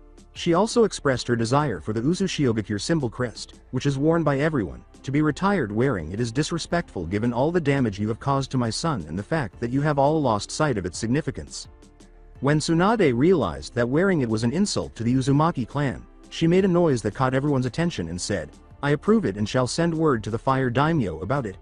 The clan heads were shocked by this and started begging her not to do it. Speaking of significance, every genin who graduated this year will be sent back to the academy for a reassessment to determine their suitability as shinobi. It would be an understatement to say that everyone took that well, but the clan heads were somewhat more forgiving given how much the academy's standards had been lowered as a result of the civilian council's meddling. You can't do that. Our kids have put in a lot of effort to become Konoha shinobi. Sakiko let out a cry. Yes, Tsunade said, glaring at the woman, by making it easier for them to pass the graduation. Given all the lessons they missed at the academy, I would honestly predict that at least half of this year's new generation would perish on their first missions. The civilian council shivered as she said, now that is over. Minato, Kushina, I would like you two to stay so I can fill you in on a few things that happened over the past few years. She then glared at Jiraiya and said, and just them, Jiraiya flinched. So you should be grateful that I'm sending them back to be re-educated in the village's history and how to be true ninjas. The fifth Hokage took a deep breath as the couple sat in front of Tsunade, and Minato and Kushina nodded as everyone stood up and departed, escorted by Shizune. Now, where to begin? In other parts of the Fire Country, unaware of what had transpired in the village, Team 8 had completed their mission at Suna and was now making their way back to Konoha. They were thinking about setting up a respectable campsite at the moment. Man, that had to be the most boring mission ever. Kiba remarked as he began to set up his tent, and Akamaru barked in agreement with his partner. Kurenai sighed in response to her student's grievance, saying, boring or not Kiba, re-establishing the relations between our villages was important and we should be grateful that nothing went wrong whatsoever. She then turned to Hinata and asked, in light of the fact that you've already finished your tent, will you go and get some water and firewood? As the rest of her team worked to finish up camp, the Hyuga girl said, hi Kurenai-sensei. She then picked up the water bucket and hurried off into the forest. After a few minutes, Hinata was gathering water at a stream she had discovered. When she heard a noise behind her, she quickly spun around and saw Tasa standing in front of her, but she had to take a step back in shock because his left arm was missing because his sleeve was blowing in the wind. You, she spoke, but not loudly enough for other people to hear.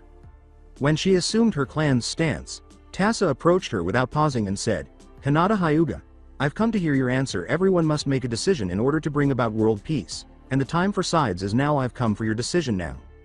After giving it some serious thought, Hinata stood up and continued to look at Tasa, saying, I will do it. After pausing, I will serve as Naruto's spy.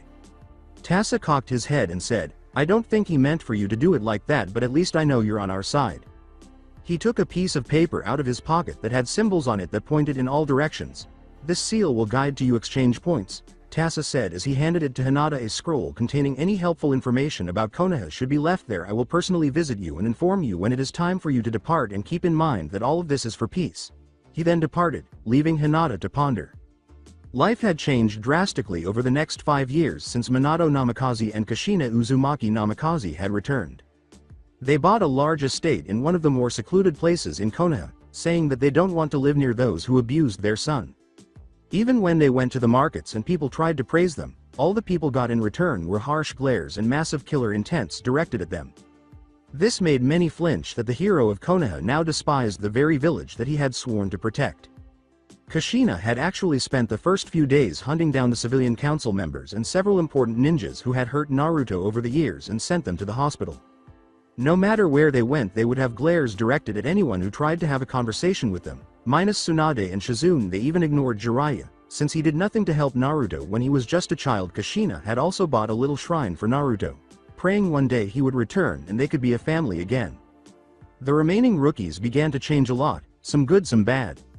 They were all shocked to learn that not only was the fourth Hokage was alive, but that he was Naruto's father. Actually, once they got a good look at him they could see the resemblance. By now all of them were Chunin now except for Neji and Sasuke, the former a Jonin and the latter still a Genin. Hinata had begun to distance herself from the rest of her team and clan, much to everyone's curiosity. She was actually the only one that seemed to be on good terms with Kushina. The two had met when Kushina was heading out to buy some food at the market when she bumped into Hinata. Kushina had heard the rumors about the Hyuga heiress having a crush on her son and so was curious. The two talked for a while and Kushina saw a little bit of herself in Hinata, excluding the shyness part. The two of them hit it off from there and Hinata would visit her and Minato often. Kushina had begun to see her as a daughter that she never had and was happy to know that at least one person cared for her son. Hinata even learned a new type of jutsu from training with Minato, much to the shock of everyone. To better assist their teams, Ino and Sakura had started taking medical lessons from Tsunade, and Team 7 even added a new member, a pale boy named Sai. In place of Naruto, Hinata had distanced herself from them, and Team 8 had been disbanded, much to Kurenai's chagrin. However, Sasuke stayed the same, albeit somewhat lessened his superior complex, and the civilian council continued to push for him to complete the CRA so the village could have more Sharingans. The Fire Daimyo and Tsunade consistently resisted this, as did the clan heads. In fact, it got so out of control that Tsunade ultimately made the decision to permanently dissolve the civilian council after learning that her sensei's administration was misusing her clan's funds for the Kyuubi festival and their own gain. Speaking of which, the Kyuubi festival had been permanently cancelled in the first year after Kushina and Minato returned. The civilian council believed that they would be happy that a festival was being held in Minato's honor for defeating the Kyuubi. But this was not the case because as soon as the couple arrived, they went on the rampage, tearing down stands, rides, and even the parade. It took the entire Anbu force and some from Root to stop them. When asked why, they said that the festival was an embarrassment to their son, and they demanded that it be shut down, a demand that Tsunade agreed with. Today was different, though, and everyone had the unshakable feeling that something bad was going to happen today. The council knew that this year would be the year that the Schattenreich destroyed Konoha, and while everyone thought the threat was baseless, some people knew that those people weren't the type to make such threats, and something significant was going to happen this year. Though it was embarrassing enough that they had to take off the orange swirl of Usuzu Shioakir from their vests, Tsunade had other concerns, such as Konoha's status as a hidden village. They had hardly been receiving any missions lately, and while they had regained most of the alliances they had lost, why she didn't know, they weren't trading much of their resources as they used them either. Probably because they still hate us for what the civilian council did to Naruto, Tsunade thought. "Thank you all for coming so quickly," Tsunade said. "Thank you all for coming so quickly." The others simply nodded, but she noticed that Kushina would occasionally glare at Sasuke and Kakashi. Ever since learning that Kakashi gave Sasuke more attention than his sensei's own son, Minato and Kushina had refused to even acknowledge him, and Kushina was disgusted that her friend Makoto did nothing to help her son. Since then, another issue had arisen, which is why she summoned 4 teams and 2 distinct Jonins. With a sigh, Tsunade went on, "It has come to our attention that the civil war in Kirigakure has ended in the rebels' victory, about 2 years ago. This startled everyone because, since the village was hidden in the mist, almost no word had reached them, so they had no idea what was going on there. However, the fact that this information had arrived at such a late hour made them wonder what kind of people might have been able to defeat the 4th Mizukage because he had the 3 tails. Minato inquired. "All we know is that the resistance received help from another hidden village about which we currently know nothing," Tsunade said, shaking her head. "Yumi, a former hunter nin, is leading a small but important group of ninjas who are loyal to the late 4th Mizukage. The current Mizukage has asked us to capture the group's leader and any other significant members since they were last seen entering the Fire Country, and Kiri is unable to pursue them because of the harm done to their village and economy. If we are successful, we might be able to negotiate a treaty that would be very advantageous to both of us." "How many ninjas are there in this group?" Kakashi inquired.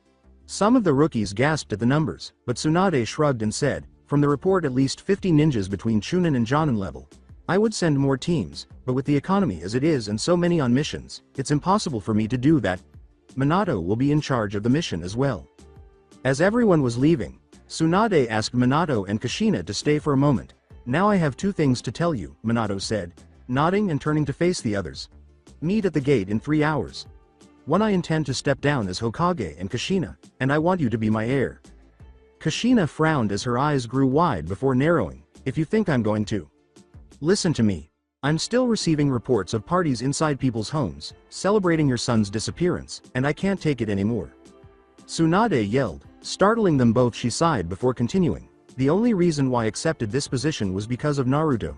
She said the last part quietly, but still loud enough for the other two to hear. To me, Naruto resembled a younger brother or a son. It's making me feel depressed to hear them applaud his disappearance. I can't handle it, even though I know it's selfish. The older woman's eyes started to well up with tears, and Kushina noticed. Tsunade, she whispered. Kakashi, Jiraiya, and, I can't believe I'm saying this, Danzo are the only three strong candidates. Tsunade sighed, acknowledging that Minato would not accept the job. Since no other Jonin truly trusts Kakashi after the entire retrieval mission 5 years ago, because it was his technique that almost killed your son, I am unable to choose him. And Danzo I can't choose for obvious reasons, Kushina muttered, peeping into women's restrooms, because Jiraiya must keep up his spy network for the village's benefit. However, like me, you Kushina are a master of Fujutsu and a descendant of one of Konoha's 3 founding clans. You could significantly strengthen the village's defenses. I've also observed how well you handle those individuals in politics. If it's not for me, please do it for Naruto. You're the ideal candidate for Hokage.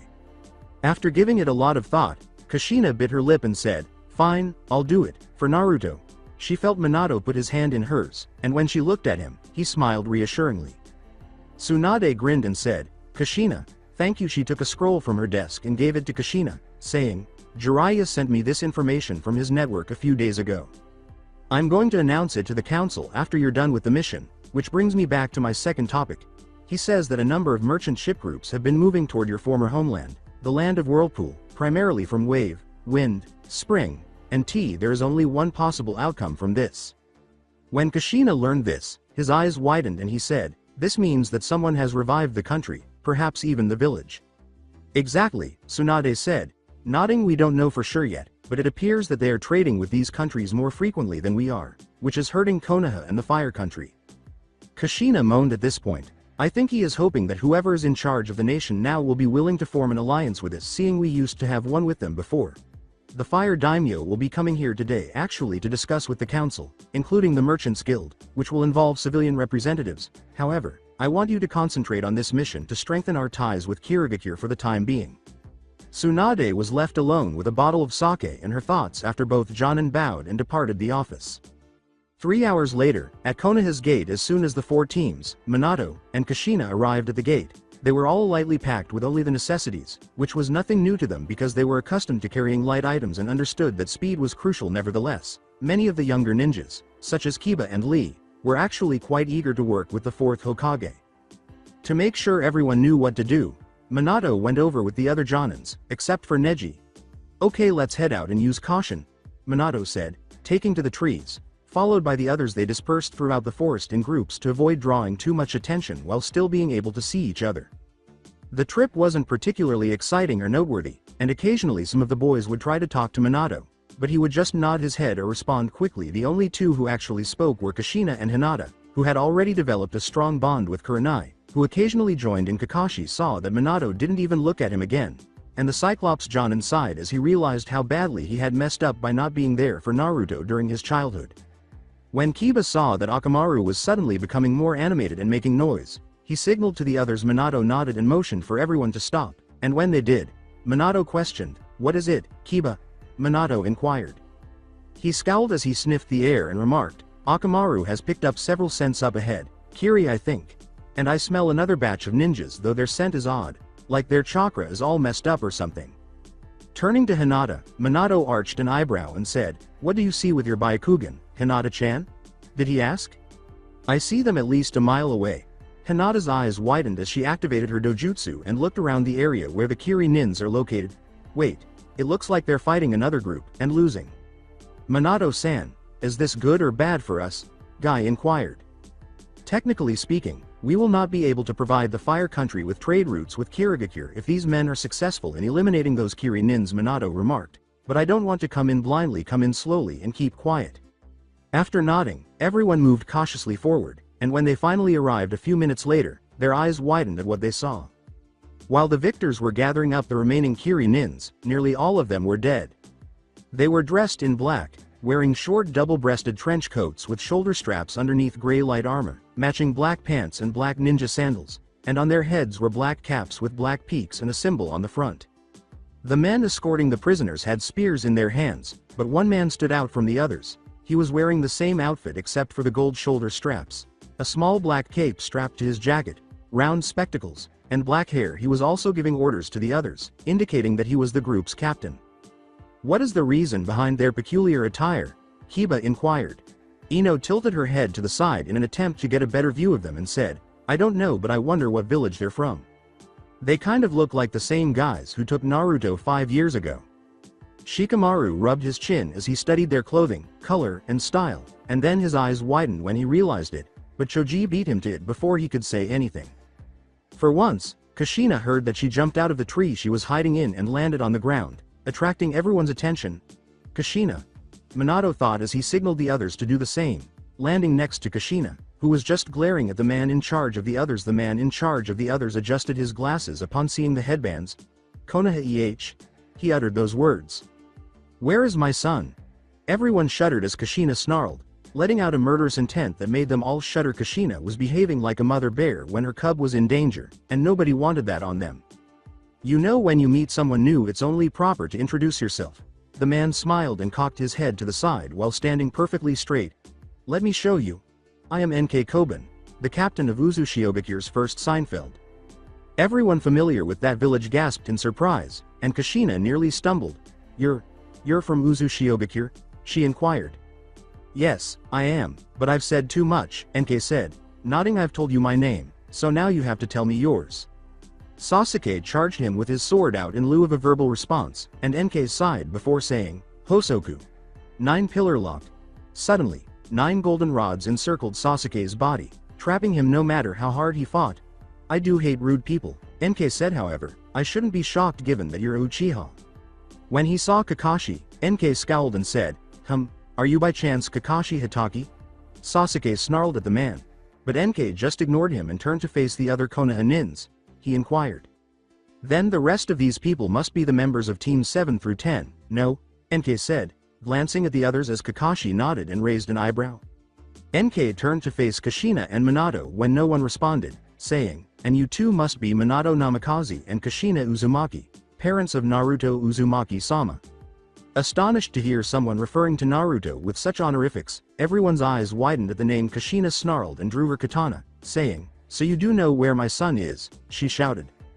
"His Majesty gave us the order to retrieve you two, and eliminate his past friends," NK said with a sly smile as he started to draw his saber with a quick glance at Hinata, the person who had provided them with this information. He concluded, "That is why we let these Kiri Nins enter the Fire Country, because we knew that the Hokage would send you people to deal with them now. Die swiftly and painlessly, men strike."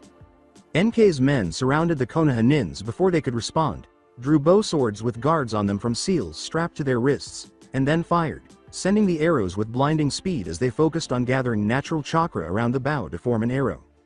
"Spread!"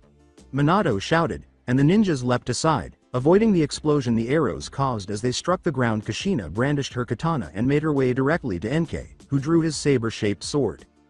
Their duel started as their blades collided. "You are very talented, Kushina-sama, as the rumors claim. How much you would fare against Heisen-sama would be interesting," NK remarked. The eyes of Kushina grew wide. "Heisen? Like my sibling Heisen? Was he also complicit in this?" As she avoided being struck by NK's sword, she asked.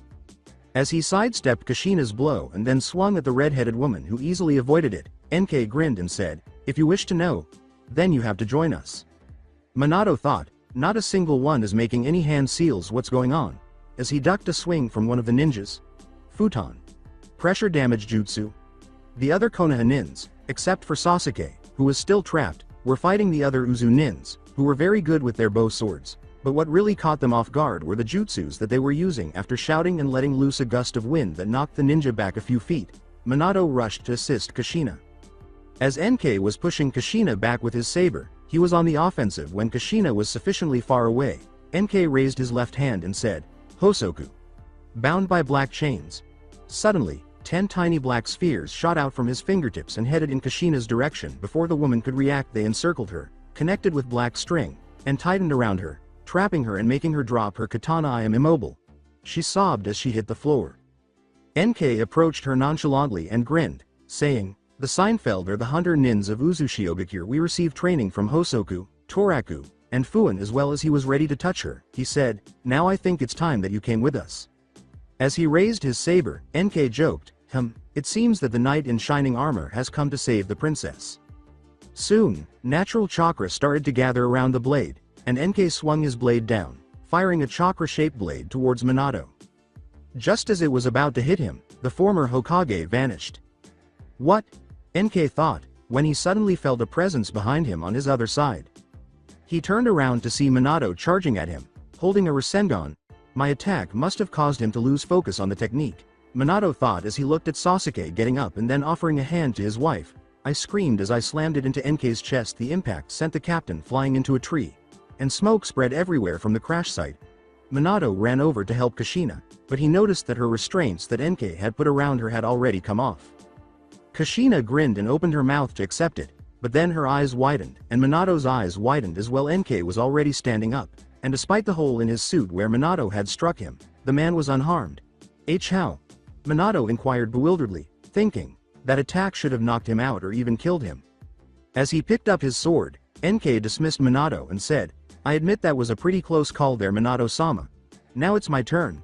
Then he abruptly vanished and reappeared directly in front of Minato, who thought, he's fast, as he withdrew a kunai and got ready to deflect the saber that was coming down. Only for a third blade, a pure silver one, at that. To stop both of their weapons, both men turned to stare, shocked to see who it was. Heisen. NK, who was equally astounded by the man's appearance, responded, Heisen-sama, to Minato's startled question. But Kushina remained silent as she gazed at her younger brother, her eyes widening and her mouth opening. Heisen-nichan? At last, she said. I thought I told you to finish off the Kiri Nins and bring back the leader's body right away, said Heisen, sheathing his sword and turning to face NK after the aforementioned man gave her a brief glance before glaring at Minato, which caused Minato and Kushina to jump back a few feet and NK to stand by Heisen's side. In fact, all of the other Uzu Nins had jumped back and gathered around Heisen. I had to come here instead, deal with the survivors, and watch you guys engage in a small-scale conflict. What do you think Naruto will say in response to this now? NK said to Heisen, my apologies, Heisen-sama, but everyone turned to look at him and was startled to see nothing but a huge heap of ash. I didn't plan to fight these Konoha Nins for so long. For myself and my men, I will offer my heartfelt apologies to His Majesty. Why in hell do you keep calling that baka, His Majesty? Kiba snorted. He remarked, it's not like he's truly royalty. After glaring at her teammate, Hinata turned back to face her brother and said, Heisen, what's going on? Kushina hit Kiba on the head, causing him to fall to the ground. What caused you to remove my son from Konoha? Well, first off, to save him from being killed by a bunch of stupid villagers and ninjas, Heisen said with a snort before turning to face his sister. However, he added solemnly, he wanted to speak to him. I don't think I have to tell you who he is. When Kushina realized who he was referring to, his eyes widened, but the other Konoha Nins were perplexed. Why would he want to speak to Naruto? What's wrong with the current state of the world? He had never experienced any issues. Why don't you appear surprised when we arrive? She was somewhat shocked that he didn't appear surprised to see them because he must have known she had passed away, even though the last part was random. Who is Kushina-chan referring to? Minato asked, glancing first at his brother-in-law and then at his wife. Heisen shouted, don't you dare say a word, Kushina. He may be your husband, but by telling him our greatest secret you will be exiled by name and body from our clan. Kushina started to say something, but was interrupted by Heisen. Kushina closed her mouth at that. Minato arched an eyebrow but remained silent. And just because you're Naruto's mother doesn't give you special rights, Heisen went on, well, let's just say that he's not happy with the outcomes of his son's work. In addition, it is now time for our clan to come together and restore order to the world, which we will do under Naruto's leadership. Sakura arched an eyebrow, saying, are you serious? I mean, sure, Naruto is pretty good at raising morale, but being a leader, he's not exactly good in politics if you want my opinion, she said, drawing attention from everyone. Sakura glanced down at the comment, realizing how true it was, and said, I expected no less from the girl who would constantly hit my nephew to doubt his abilities. Also, the reason why I'm not surprised is because I was the one who cast you out of Naruto and into this world with the help of him. Heisen said, shocking Kushina and Minato, but before they could respond, Heisen gestured for one of the hunter Nins to pick up Yumi's body. And will you give these to the Hokage? Also remember, our threat still stands, Heisen said, drawing out a large scroll and throwing it at Kushina, who caught it to everyone's surprise. all of the Uzu Nins vanished in a flash. As the aforementioned woman angrily squeezed the scroll, Minato placed a comforting hand on Kushina and turned to face the others. "We're heading back," Minato said, regretfully, realizing that the mission had failed.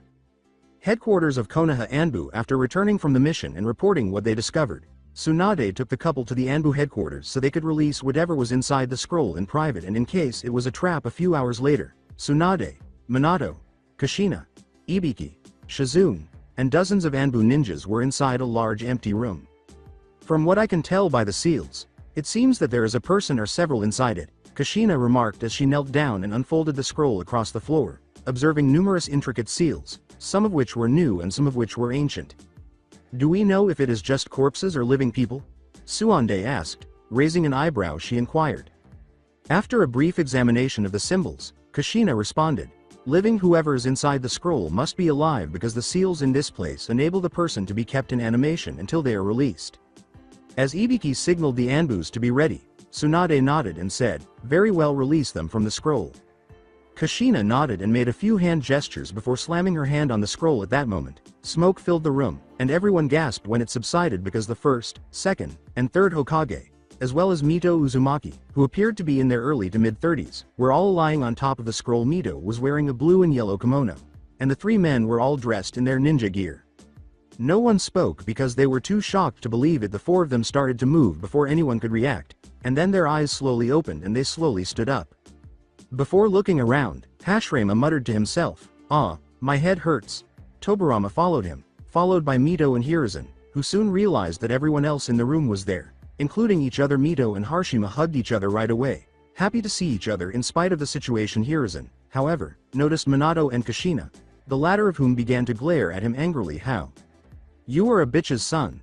The red head was only kept back from the shocked Sarutobi by the combined efforts of Minato and Tsunade. This could take a while, Tsunade thought to herself as her grandfather and great-granduncle stared at her in disbelief. Kushina cried and lunged for the third Hokage, most likely intending to kill him again. Hokage office, Hokage mansion. After a couple of hours, Tsunade, Shizune, Kushina, Minato, Hashirama, Tobirama, Mito, and Hiruzen were all seated in the Hokage's office, and Tsunade was telling them all about what had happened thus far. Kushina continued to glare at Hiruzen, which made the third person anxious, but before long, Mito, her husband, and her brother-in-law joined her as she told them about Naruto's village life. "Hiruzen, how could you allow the people of Konoha to mistreat him for so long?"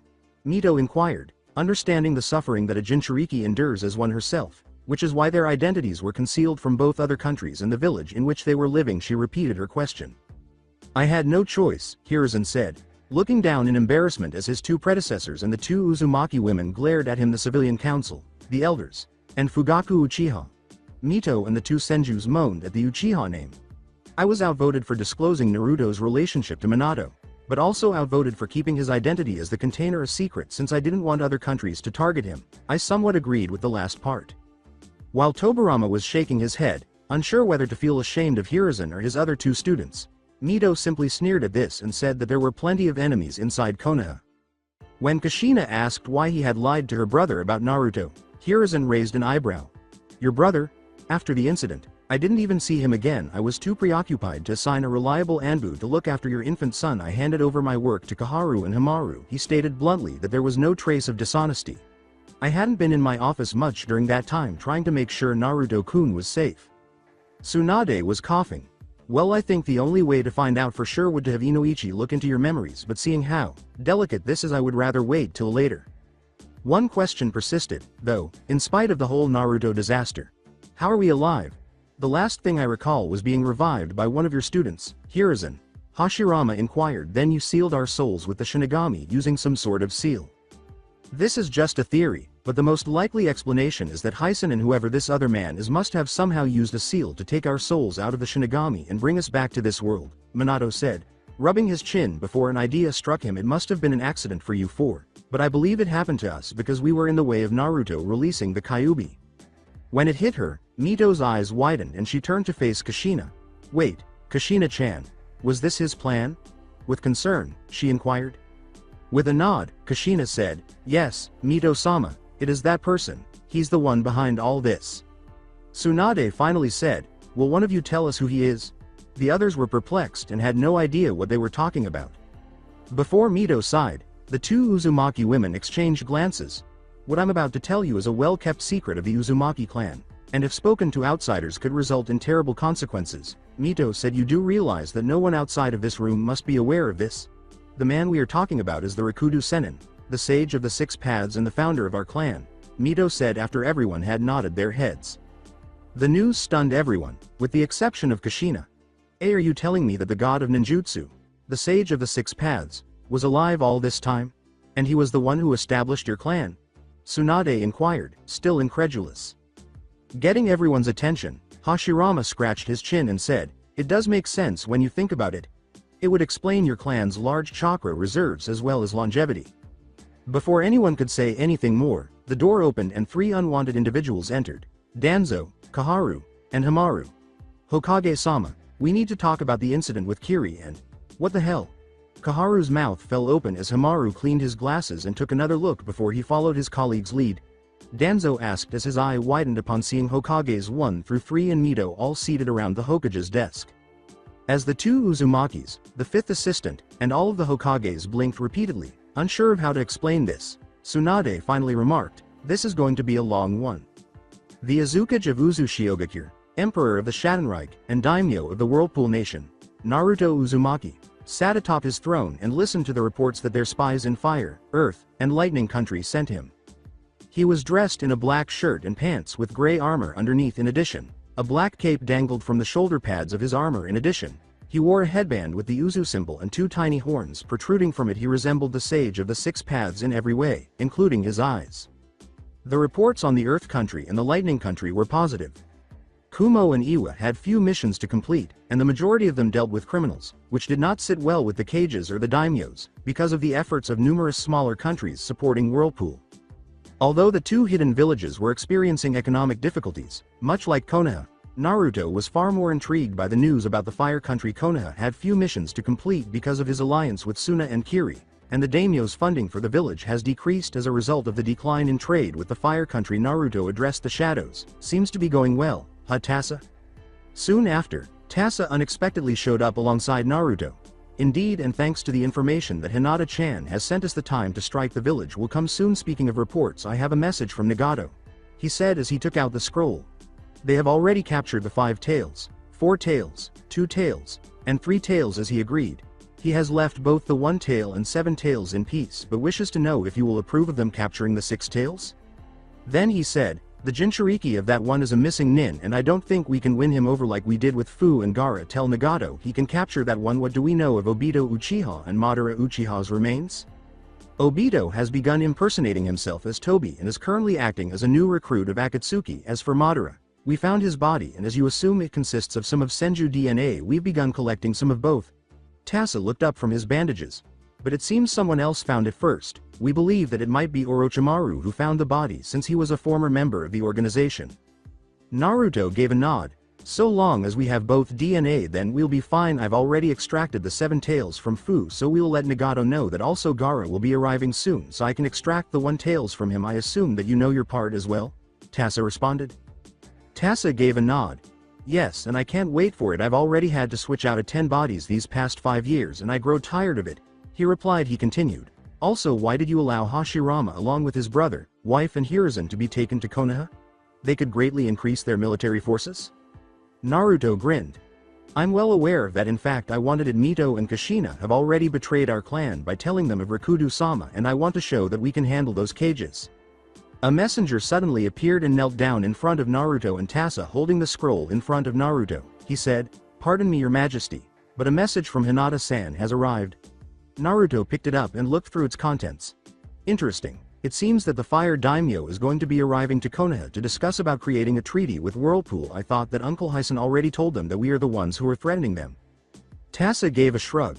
Perhaps they think that since we were once allies and the fact you used to be a Konoha nin might give them a chance to work out a treaty with us, Tasa offered. Naruto dismissed the messenger and nodded. Naruto stood up and started to walk towards the door, his cape swinging from side to side. They will definitely send a messenger here, but just in case, Tasa, I want you to go to Konoha and spy on the meeting and see what happens. Also tell Hinata-chan the time for her to leave the village is coming soon. Tasa gave his head a scratch. "And where are you going, Naruto-sama?" he inquired. Naruto paused and looked up at him, then he grinned. "White Iwa, it is time we made ourselves known as a village and a nation not to be messed with while I take Iwa. Heisen shall take Kumo with 2 of the 5 great villages falling before us. We can clean the road to peace even further." He spoke with a gloomy tone. As Naruto kept moving away, Tasa rubbed his head. He told himself, "Man, that is one scary dude." After saying, "Well, I better get to work," he quickly vanished. Council room, Hokage mansion, Konoha now sitting in the Hokage seat with Minato at her side, Kushina side. Tsunade and Jiraiya, the final 2 Sanins, were on either side of her. The temporary civilian council, the merchant guild, the clan heads, elders, and, lastly, the fire daimyo and a few of his advisors were gathered around them. The Sarutobi clan was represented by Hiruzen and his son Asuma, while Hashirama Senju, accompanied by his brother and wife, occupied one of the new clan head seats. Someone would occasionally do Kai to check if it was genjutsu. When word spread that 3 Hokages had now risen from the grave, people celebrated. As the Sarutobi clan welcomed Hiruzen back to life, there was a great deal of joy among its members. However, the Senju brothers and Mito were not pleased with the village's current state. Merchants and civilians trying to get into the shinobi business were only interested in filling their coffers. When Hashirama approached to speak, he said 6 words that became ingrained in everyone's minds. "The will of fire has died." He then turned to leave. He now resides on Minato and Kushina's estate with his brother and wife, away from politics and, for the most part, from people who want to see the first and second Hokage. They only ever left the estate to attend the academy in an effort to re-educate the next generation, but because she was upset about how they treated her relative Naruto Uzumaki, Mito wouldn't leave the estate. Calling for order in the room, Kushina cleared her throat. Everyone bowed in respect as she said, "Now as you know, I have been made the 6th Hokage. First, I would like to thank Tsunade-sama and the daimyo for choosing me, and I promise to do my best as Hokage for the sake of the village. Now on to more important matters. As you know, rumors about the Whirlpool Nation, my homeland, coming back is true, and a few days ago we've came in contact with Uzu Nins, though slightly different than the ones from the past. Also, for those of you who remember from 5 years ago the threat we all received from the group called the Schattenreich, well, we've discovered that they and the Whirlpool Nation are one in the same." Before the fire daimyo spoke, there were some whispers everywhere. "Is there by chance a way for us to settle this peacefully? After all, the fire country was once allies with them." With a sigh, Tsunade attracted everyone's attention. "Maybe, but seeing who their leader is, it is unlikely, especially after what the civilian council did to him in the past," she replied. Mito concluded, glaring at the civilian council, who all laughed nervously except Sakiko, who simply glared at Mito and Kushina. So basically it's all their fault. The fire daimyo was the only one who did not comprehend. With a sigh, Minato told him everything, causing the daimyo to sneer at the civilian council for creating this mess. Sakiko finally raised her voice. The civilian council nodded in agreement as she sneered, "I don't see what we have to fear. With all the Hokages here, they won't even be able to touch the village." Tobirama, however, was the one who showed the Hokages that this was not the case. "If they allowed us to come back here unharmed, then that means that they must have very powerful shinobi in their ranks, and from what Kushina-san told me about the ones she and her husband met with the others, then they clearly have developed new powers to help them fight. We can't fight someone that we're unprepared for," he continued. Shikaku let out a sigh. "Troublesome. Tobirama-sama has a point. We know nothing of their forces, while they might have a good idea of ours, seeing how they managed to infiltrate the village twice 5 years ago easily." When Kushina saw a toad messenger leaping through the window in Jiraiya's direction, she nodded. There was also a scroll strapped to his back. The toad vanished in a puff of smoke as Jiraiya knelt down and took the scroll. Jiraiya opened the scroll and read its contents while everyone watched. The last part caused his eyes to widen. His cry was, "Sweet Kami." Kushina looked at her husband Sensei and asked, "What is it?" Jiraiya raised his head, his expression solemn. "My informant from Iwa has just sent news that a large group of ninjas are heading towards the village. Also, they're being led by a young man with blonde spiky hair." It was obvious who that was. The news that her son, Naruto, was getting ready to attack Iwa made Kushina's heart stop. Minato put his hand on her after noticing this, and she accepted it with pleasure. But Kaharu raised her voice and got everyone's attention by saying, "Well, perhaps we are lucky in this case. If Naruto does attack Iwa, there is a chance that Onoki will kill him. If that happens, then we will not have to worry about any imminent attack from the Whirlpool for some time while they are in disarray, giving us a chance to strike back. If Onoki is killed, then we no longer have to worry about an attack from Iwa, and Naruto will be too far away from Uzu to defend it." Despite Mito and Kushina's scowl, Danzo said coolly, But let's not forget that Naruto is a Jinchuriki. If Naruto has mastered how to control the Kyuubi, then Iwa may be in danger of falling. Furthermore, we should send Anbu to Iwa to eliminate Naruto if this is the only time that he will leave Uzu. Tsunade's eyebrow went up.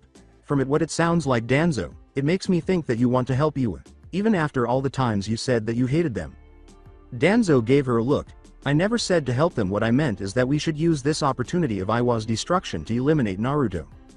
Hashirama put his hands to his chin. Seems rather wasteful to send prominent ninjas to their deaths. I mean, you must admit that this Naruto must be quite skilled if he is willingly to attack Iwa. Danzo let out a sigh. Is it not a shinobi's job to sacrifice themselves for the good of the village? He inquired. Hiruzen, however, snorted at him. That is just like you, Danzo, seeing ninjas as tools to be thrown away whenever you can. If we send ninjas to unknown environment, then we would be sending them to their deaths. A voice said, well, that's for sure. Everyone glanced up just in time to see Tasa descend toward the table after passing through the ceiling. As the Anbu poured in and encircled the Hokage, Tobirama thought to himself, I didn't even sense him, and he and the others stood up and moved away from the table. Tasa simply landed on the table, unconcerned by their responses as he gazed at the exhausted ninjas and the terrified civilians. Tasa thought, I'm taking a risk here, but I felt it was good to make myself known. You, exclaimed Kushina. Recognizing Tasa, Tasa sat down at the table and said, indeed. Don't worry, I'm not here to fight at my current level. One say I would probably be able to take on half of you right now, but enough of that. I think you guys have a question for me? Is it possible that we can create an alliance between our two nations? The Fire Daimyo asked, deciding to take the initiative.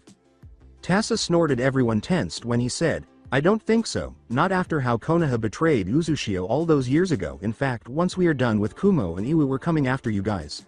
He also showed off his right eye. We did say that Konoha would be destroyed in 5 years, did we not? Looking into the eye, Kushina gasped. Her cry, the Rinnegan, startled everyone. But how? As he unveiled his red-eyed Rinnegan, Tasa concluded her query. How'd I have it? Well, to simply put, I was implanted with them, because these are just a devolved form of the great dojutsu. He continued. He then turned to face Danzo. But if we're talking about eyes, you may want to look at his right eye, oh, and his right arm too. In an attempt to understand Danzo's meaning, everyone turned to face him despite his nervous appearance. Danzo made an effort to divert the conversation. Have you all forgotten that we have an intruder here? Restrain him. After glancing at him, Kushina turned to face Hiyashi. She commanded, Hiyashi-san, use your Byakugan on Danzo. The man uttered the words, with pleasure. As he used his dojutsu a minute later, he let out a gasp. His chakra coils on his right are completely different from the rest of his body. In fact, it looks kind of like Hashirama-sama's chakra. Furthermore, I can see some familiar Uchiha chakra signatures as well. Tsunade gave Danzo a fierce look. She screamed, you bastard! As her grandfather gestured with his hands, Danzo was startled when wood burst from the earth and encircled him. They tightened before he could respond, trapping him in place. Tasa whistled. Everyone's attention was drawn to Tasa as he gradually started to fade from the table, and he said, now that was quick. I can't wait to see what happens when our big boys face off against you guys. Kushina pleaded, wait, what about my son? Can't I at least talk to him? Since his lower body was already gone, Tasa shrugged. Perhaps it really depends on his mood, but for right now he needs to focus on taking down Iwa and Kumo. Also, you and Mito are in big trouble for revealing the clan's secret to outsiders, despite them being cousins. As Tasa vanished entirely, everyone else, aside from the Hokages, Sanins, Mito, and Shizune, pondered what he meant by that. Kushina struck the table with her fist. She muttered, damn it, to herself. After that, she faced Danzo.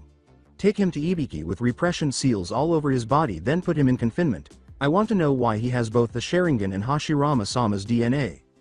Iwagakure, the third Tsuchikage, Onoki, freed several trapped villagers by using his power to lighten objects to bring a large fallen wall back to life. One man bowed and followed the others to the emergency shelters, saying, Thank you, Tsuchikage-sama. Onoki tossed the wall aside with a grunt. After that, he raised his head to see the Kyuubi destroying Iwagakure's army. It was accompanied by a shinobi army from a village he was unaware of, with the exception of their dark blue vests with an orange swirl on the back. They were dressed like Konoha nin. As someone else landed, Onoki thought, I have to deal with the Kyuubi before I can help the boys deal with the other invaders. It was Kuretsuchi, his granddaughter. Gramps. Finally, I found you. We need help in defending the western gate of the village, or else the enemy will have us surrounded. Onoki gave a headshake. I can't. I must deal with the tail beast before it destroys more of the village. What has your dad been doing? He inquired. It's unclear to me whether Kitsuchi is Onoki's son or son-in-law. He's leading a force of Jonin against the main bulk of the invaders, but he noticed someone on top of the fox, replied Kuretsuchi. That thing has someone on top of it? Looking more closely at the Kyuubi's head, Onoki pondered. Indeed, there was a young man standing atop the fox's head, grinning as he observed the devastation. In fact, Onoki recognized him. Is Minato Namikaze there? Onoki wondered, but he knew what he had to do. Regardless of who it was, he launched himself toward the Kyuubi without saying a word. He made some hand signals when he got close enough. Jinten. Detachment of the primitive world jutsu. He then hurled a sphere-filled conical structure in the direction of the man with the blonde hair. Naruto, the blonde man, simply grinned when he saw the attack coming his way. Yogo. Gate of the Noble One. And all of a sudden, Naruto and the attack were met by a white wall. Onoki was shocked when the dust-style attack vanished as it struck the wall. What? How? As Naruto soared through the air, he was even more shocked. Kogeki. Heavenly Rod of Dominance, he said, raising his right hand, and he hurled several gray rods at Onoki. The elderly Kage scurried around to avoid getting hit by any of them. He saw explosions occur in the village as he avoided the final one and saw it collide with the ground. He turned to face Naruto, who was already directly in front of him, and thought, shit. Like the yellow flash, he's quick.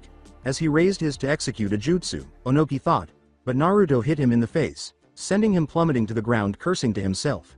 Onoki was able to change his momentum and twist his body before facing Naruto and launching another dust attack on him, only to discover that Naruto was not there. Where did he go? Naruto uttered the words, Kogeki. A rising cyclone. From below, Naruto was standing on the ground with a cyclone rushing up towards Onoki. When Onoki turned around, there was no time for the Tsuchikage to avoid it. Onoki was thrown to the left and collided with the roof of a building after the cyclone hit him in the side. Did I get him? As he made his way to Onoki's landing spot, Naruto pondered. Then he heard, Doden. Rock wave jutsu. Suddenly, Naruto was directly in the path of a massive earthen wave with a gashos in the form of a Fuma shuriken. Naruto leapt to the air and made his way directly towards Onoki. He then hurled it in Onoki's direction. Onoki made another set of hand signals. In a hurry, he slammed his hands on the floor and exclaimed, Doden. Moving earth core jutsu. The room collapsed as the Fuma shuriken soared overhead and detonated. What sort of authority is that? As he made more hand gestures, Onoki pondered, Doden. Fist rock jutsu. Suddenly, Onoki's left hand was encircled by a fist that resembled rock. Naruto grinned as he saw the attack coming. Chakra started to form around his right hand as he held it out. Rasengan. And struck Onoki's attack with the blow. After the two collided, there was a prolonged pause. However, Naruto's attack quickly tore through the rock and hit Onoki's hand, shattering the bones in his left arm, demonstrating that it was stronger than Onoki's. Onoki was hurled backwards into the ground, screaming in agony.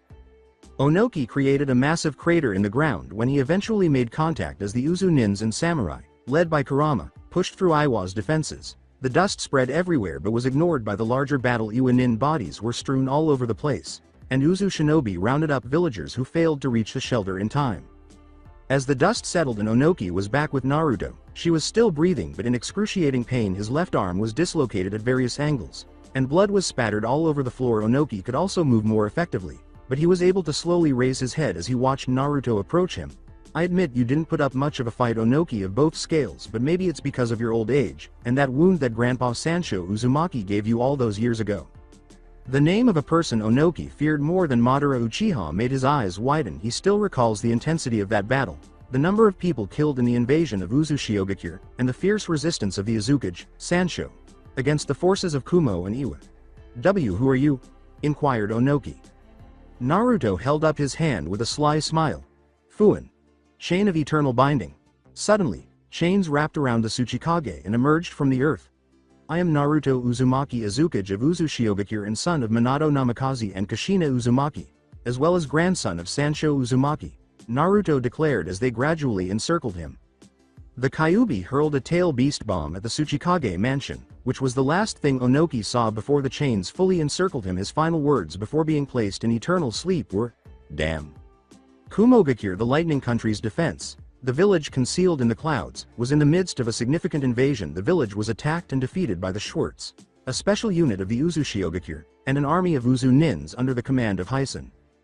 Darui screamed, Raiden, wave of inspiration jutsu, and blasted Heisen with a lightning bolt that came from his mouth. But Darui was shocked when Heisen swung his sword and easily deflected the attack. Heisen raised his katana and said, Done? My turn. He then accelerated his pace to Darui by using his seal shrit. Soul Step. The aforementioned man deflected the blow by raising his cleaver sword, but when Heisen's sword made contact, it sliced through the sword entirely and slashed Darui in the chest, leaving him with a deep wound. Darui thought, "Shit," as he fell to the ground, everything turning black. Heisen saw Hakai no Sakigaki, Herald of Destruction, the first sword made by the Sage of the Six Paths and used against the Ten Tails, and another Kumo Nin fall in front of him as he started to sheath the blade. Heisen thought, this sword is designed to destroy everything, but sometimes it's hard to keep it in check. Right behind him, Heisen heard a crash. The first thing he saw when he turned around was a fist aimed directly at his face. Quick, he thought as he lifted his sword to halt the attack. Heisen skidded back a few feet from his assailant, but it worked. When he eventually came to a halt, he turned to see that the fourth Raikage, was the one who had attacked him. Another Kumo Nin, was tending to Darui when he glanced at his fallen form. Then he glared at Heisen once more. You got some nerve, attacking my village and taking down my right-hand man. That's going to cost you your life. Heisen rested his sword on his shoulder and grinned. Then he disappeared, showing up directly behind too quickly for the Raikage to fully follow. I've been waiting to take you on, and now I can avenge the fallen warriors of Usuzu Shioakir. What? He thought as he raised his right arm and deflected the sword blow with his vambrace. Then he pushed the blade aside, activated his lightning armor, pulled his arm back, and slammed his elbow into Heisen. Heisen's chakra-enhanced hand, however, was able to stop it, and the two were forced back by one another's blows. Heisen merely gazed at assessing him. He sighed and raised his sword, realizing that he had no time to engage in combat with a formidable foe. As Hakai no Shisha started to flush, he remarked, I really didn't want to use this sword's power, but you left me no choice. When Heisen's and the sword's chakra abruptly surged, arched an eyebrow. The sword then started to burn but did not melt. Heisen said, Hakai no Shisha. Awaken. Despite raising an eyebrow, took a position. Heisen said, Soto, sword, burning wave of incineration. As he grasped the katana with both hands, he then swung his blade downward, causing a massive wave of fire to engulf everything in its path. What power? He thought as the massive flames approached him. Luckily, he managed to escape by using the body flicker technique. As planned, he ended up above Heisen. However, his appearance already caught his attention. You're too slow. Suddenly, the blade was encircled by a miniature tornado. Soto. Pillar of the Almighty Cyclone. He then swung his sword upward, sending a strong cyclone in his direction, which she was unable to avoid in time. Shit, he thought as he raised his arms in self-defense, but his lightning armor was cancelled by the wind and disappeared when the cyclone hit. He winced in agony as the cyclone soon started to slash across his body. Hosoku. Black dot ring. Was then yelled by Heisen, who held up his left hand just as was about to fall to the ground. A number of black dots encircled his body, partially immobilizing him but allowing him to move as he slammed into the earth. Exclaimed, what the hell is this? He felt much heavier than before as he attempted to stand again. Heisen's eyebrows went up. He then lifted both hands and spread his fingers, saying, I see that a Hosoku spell in the 80s level is not enough to slow you down completely. So let us try this Hosoku. Golden anchor chain restraint. Abruptly, two gold anchors with their chains encircling him materialized on either side of him. He winced in agony as they rushed forward, implanted themselves inside a building, and tightened the chains around him. Heisen approached him with his sword drawn, and gasped as he struggled to break free. I can't move. As he approached, Heisen said to Kumogakure, the village hidden in the clouds. An impatient, power-lusting, arrogant village, perhaps even more arrogant than the Uchiha clan. The reason why you lost to me, fourth Raikage. Heisen allowed his sword to touch his neck. He then slashed it twice on the chest, leaving a large X on his body that fell to the ground once the bindings were removed. It is because you used force and deceit to make your village, while we Uzu Shioakir had people that did noble sacrifices for the sake of peace, and it is for peace alone that made me stronger than you. When Heisen turned around, he saw that C and his injured comrade had already made their getaway. Heisen remarked, a wise choice, as he heard a loud crash next to him. After all, it would be bad if you accidentally killed some of your fellow ninjas, wouldn't it, Killer Bee? A massive bull with a pale purple coat and a partially severed left horn stood in front of him. In addition, it had 8 octopus tails. Killer Bee appeared insane in his 8-tail form. Yo, you got some nerve. Messing with my village and beating down my brother, especially when I was the one who was supposed to do it. Now get ready to find out when you make the bee angry. Gyuki, the 8 tails, looked at Heisen as he raised his sword with a sly smile. B. That's the Sage of the Six Paths' personal sword. The Hakai no Sakigaki. B. Fire a tail beast bomb. B's eyebrows went up. Are you sure? Bro said not to do anything that might damage the village. B was shocked when Gyuki yelled, if you want to live then do it. This was the most serious Gyuki he had ever seen. B had to acknowledge that this was the first time the Hachibi had ever behaved in such a manner. There must be something else with that sword. Heisen just watched with a clam expression on his face as B started to gather chakra into a huge purple sphere as instructed by Gyuki. At last, B hit Heisen with the tail beast bomb. Everything in its path was destroyed as the bomb flew toward Heisen. Burning everything it came into contact with. A huge explosion was produced when it hit Heisen, illuminating the entire village and drawing everyone's attention away from their altercations. Omoi, who was assisting Kurai in standing up, exclaimed, Hey, isn't that B-sama's tail beast bomb? Why is he using it in the village? Samui observed the smoke billowing from the detonation. B-sama wouldn't do something like that without a reason. Whoever he is facing must be a great threat to the village. As the explosion subsided and the smoke started to clear, B watched. Gyuki was asked by B, did we get him, yo? Gyuki remained quiet for a while before answering, I think so. I hope so. It would have been bad if he struck us with that sword. You seem real tense with that sword thing. Fool, mind filling me in with the blanks? B responded. Gyuki let out a sigh. That sword was forged by the Sage of the Six Paths. It is said to contain all the horrors and disasters ever created on the planet. The Sage of the Six Paths gathered them up into that blade and gave them solid form as a sword. It also has a second form, which is much deadlier than its form right now. As usual, the intelligence of a tailed beast is impressive, Gyuki-san, Heisen replied. When the smoke eventually cleared, B and Gyuki turned to face a huge wooden dome in front of them. What the? Inquired B. The dome retreated into the earth, and Heisen said, Yogo. Ironwood pillar dome, as he left it. Heisen raised his sword and said, our research in evolution allows us to use all elements besides just the 5 main affinities. Natural chakra quickly gathered around his finger, forming a bomb. Now then, since you fear this sword so much, I shall not use it. Instead I shall use, Sage style. Gotteshgurch, divine judgment. Heisen launched the attack before B had a chance to respond, and it struck either Gyuki or B in the chest. What? B thought as he started to lose consciousness and gradually transformed back into a human, lying motionless on the ground after slipping out of tail beast mode. Heisen approached him and felt his pulse. Heisen took something out of his pocket and thought to himself, as I assume, he is still alive. It was an emblem of Usuzu Shioakir on a golden medallion. It opened slowly from the center, exposing darkness, and started to draw air in around B. Red chakra quickly emerged from B's body and entered the medallion. Don't worry B, you will not die from this. Rikudo Sanin has made sure of it, Heisen replied. A recognizable voice said, my oh my, you sure went out with these two, haven't you? Heisen turned to see Tasa approaching him while examining his unconscious body as the final fragment of Gyuki's chakra entered the medallion. Heisen shrugged his shoulders. The medallion closed after it was inserted, and the lines on the symbol briefly glowed blue. Aren't you supposed to be spying on the meeting in Konoha? Replied Heisen. Tasa gave a shrug. It ended early so I came here, then I was going to make my report to Naruto-sama.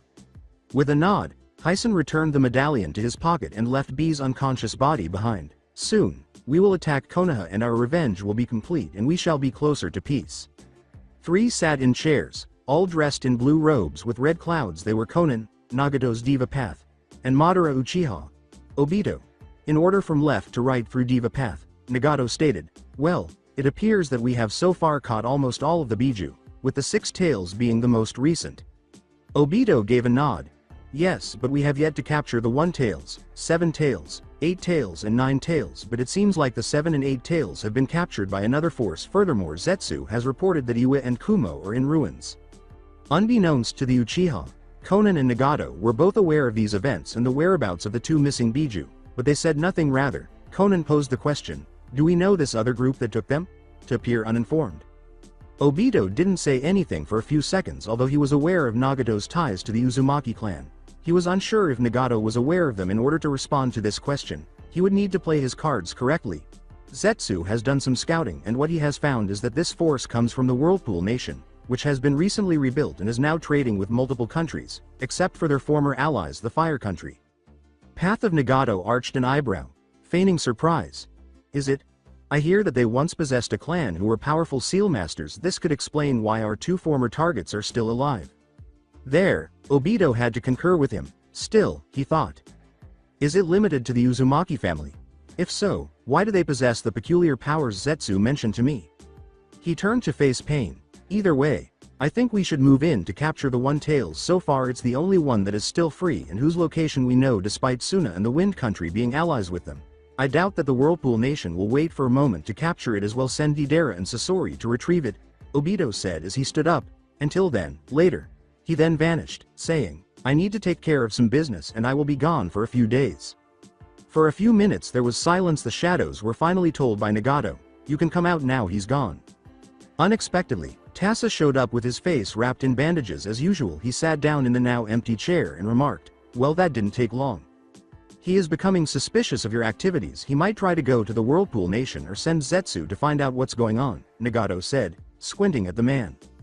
Tasa nodded and continued, don't worry, we already have a plan in case that happens. Has he asked about Kurama-kun yet? Nagato gave a headshake. No, while he says that the Nine Tails is still alive but so far does not know Naruto's location. Speaking of which, how goes the project? Very good, Tasa remarked.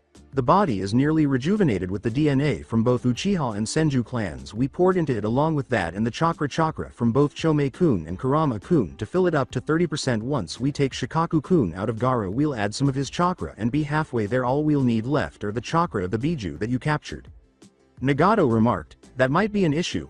Asking him to continue, Tasa gazed at him.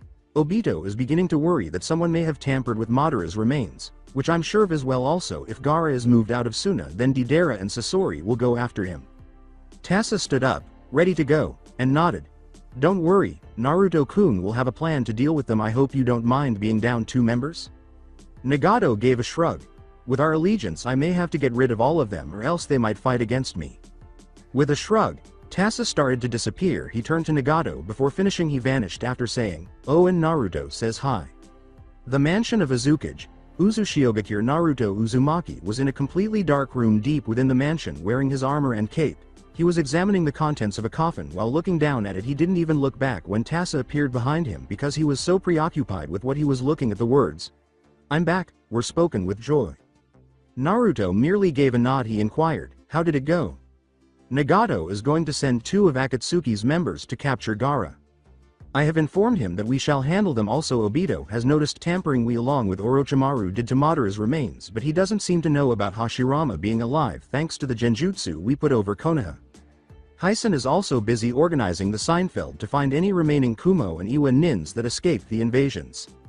Both Kiri and Suna have been notified and have rebuffed their border patrol in case any of the escapees try to flee to the other countries. We've secured Raikudo-Osama's 6 treasures and are bringing them here also. He hesitated, as the rumors said. We found an underground passageway underneath Kumogakure and what we found were prisoners, most likely from other villages, to be used as breeders to increase the village's military with their Kekkei Genkei.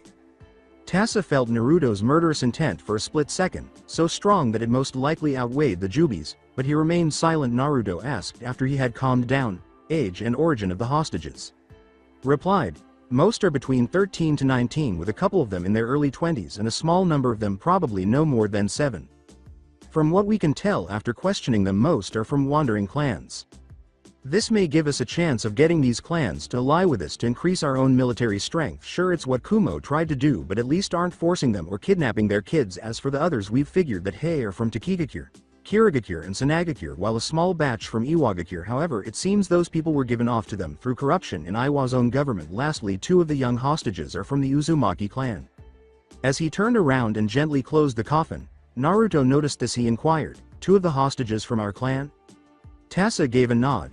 A boy and a girl. Twins by the looks of it. They're no more than 4. They don't talk and it took the men forever to have them come with them. I took them and brought the 2 here. Perhaps the Rinnegan and your personality might help them come out of their shells. I left them in the throne room. Naruto nodded before rushing full speed toward the throne room. However, he turned to face Tasa before departing. Make sure the body is ready to move when we begin our invasion of Konoha. He then walked away. After a few minutes, he opened the doors to his throne room and was immediately greeted by 2 children, who were noticeably smaller than they should have been for their age. They actually appeared to be 2 rather than 4. The girl's back reached her knees, almost touching the floor, and her red hair covered her eyes. The boy's hair was nearly as wild and unkempt as Naruto's, and it was also red. They both wore rag clothes, had broken sandals, and were filthy. Those bastards. Naruto thought to himself as he approached the kids and cursed every single Kumo ninja and civilian while the aforementioned boy attempted to maintain a brave facade. The girl hid behind her brother. Naruto leaned down on one knee and gave them a gentle smile. He said, "Hi there," gently so as not to frighten them. "My name is Naruto Uzumaki, what's your names?" After a brief moment of hesitation, the boy said softly, "My name is Yukin. This is my sister Chise. Are you going to hurt us?" he inquired. After laughing, Naruto gave them a kind glance. Naruto saw the shocked and perplexed expressions on their faces and said, "Of course not, I would never hurt a child, especially those from my own clan." Before continuing, Naruto reflected, "As I thought they don't know their lineage." "That's right, you and I are part of the same clan, making us relatives, and as such I want to help you. Will you two give me your hands?" kindly replied Naruto. After some hesitation, Yukin and Chise slowly held out their right hands to Naruto, who took them in his bigger hands. Shutting his eyes, Naruto started searching through the child's memories with his Rinnegan abilities. He witnessed how Kumo Nins abducted them from their parents, who were then killed by the ninjas. He witnessed their cruel and harsh treatment. They were hardly fed, and they were continuously made to train and endure dreadful exercises that no child should have to endure. As he continued, he gradually brought all of the awful memories together into a single, enormous ball of memories while providing them with mental comfort. When he was finished, he made the memories vanish, cutting off the connection. As he opened his eyes and released their hands, he saw the two stagger momentarily from the aftershock before regaining their balance. When they realized that the terrible memories were no longer there, their eyes appeared lighter than before and tears started to well up. Naruto wrapped his cape around them and gathered them into an embrace before they could speak.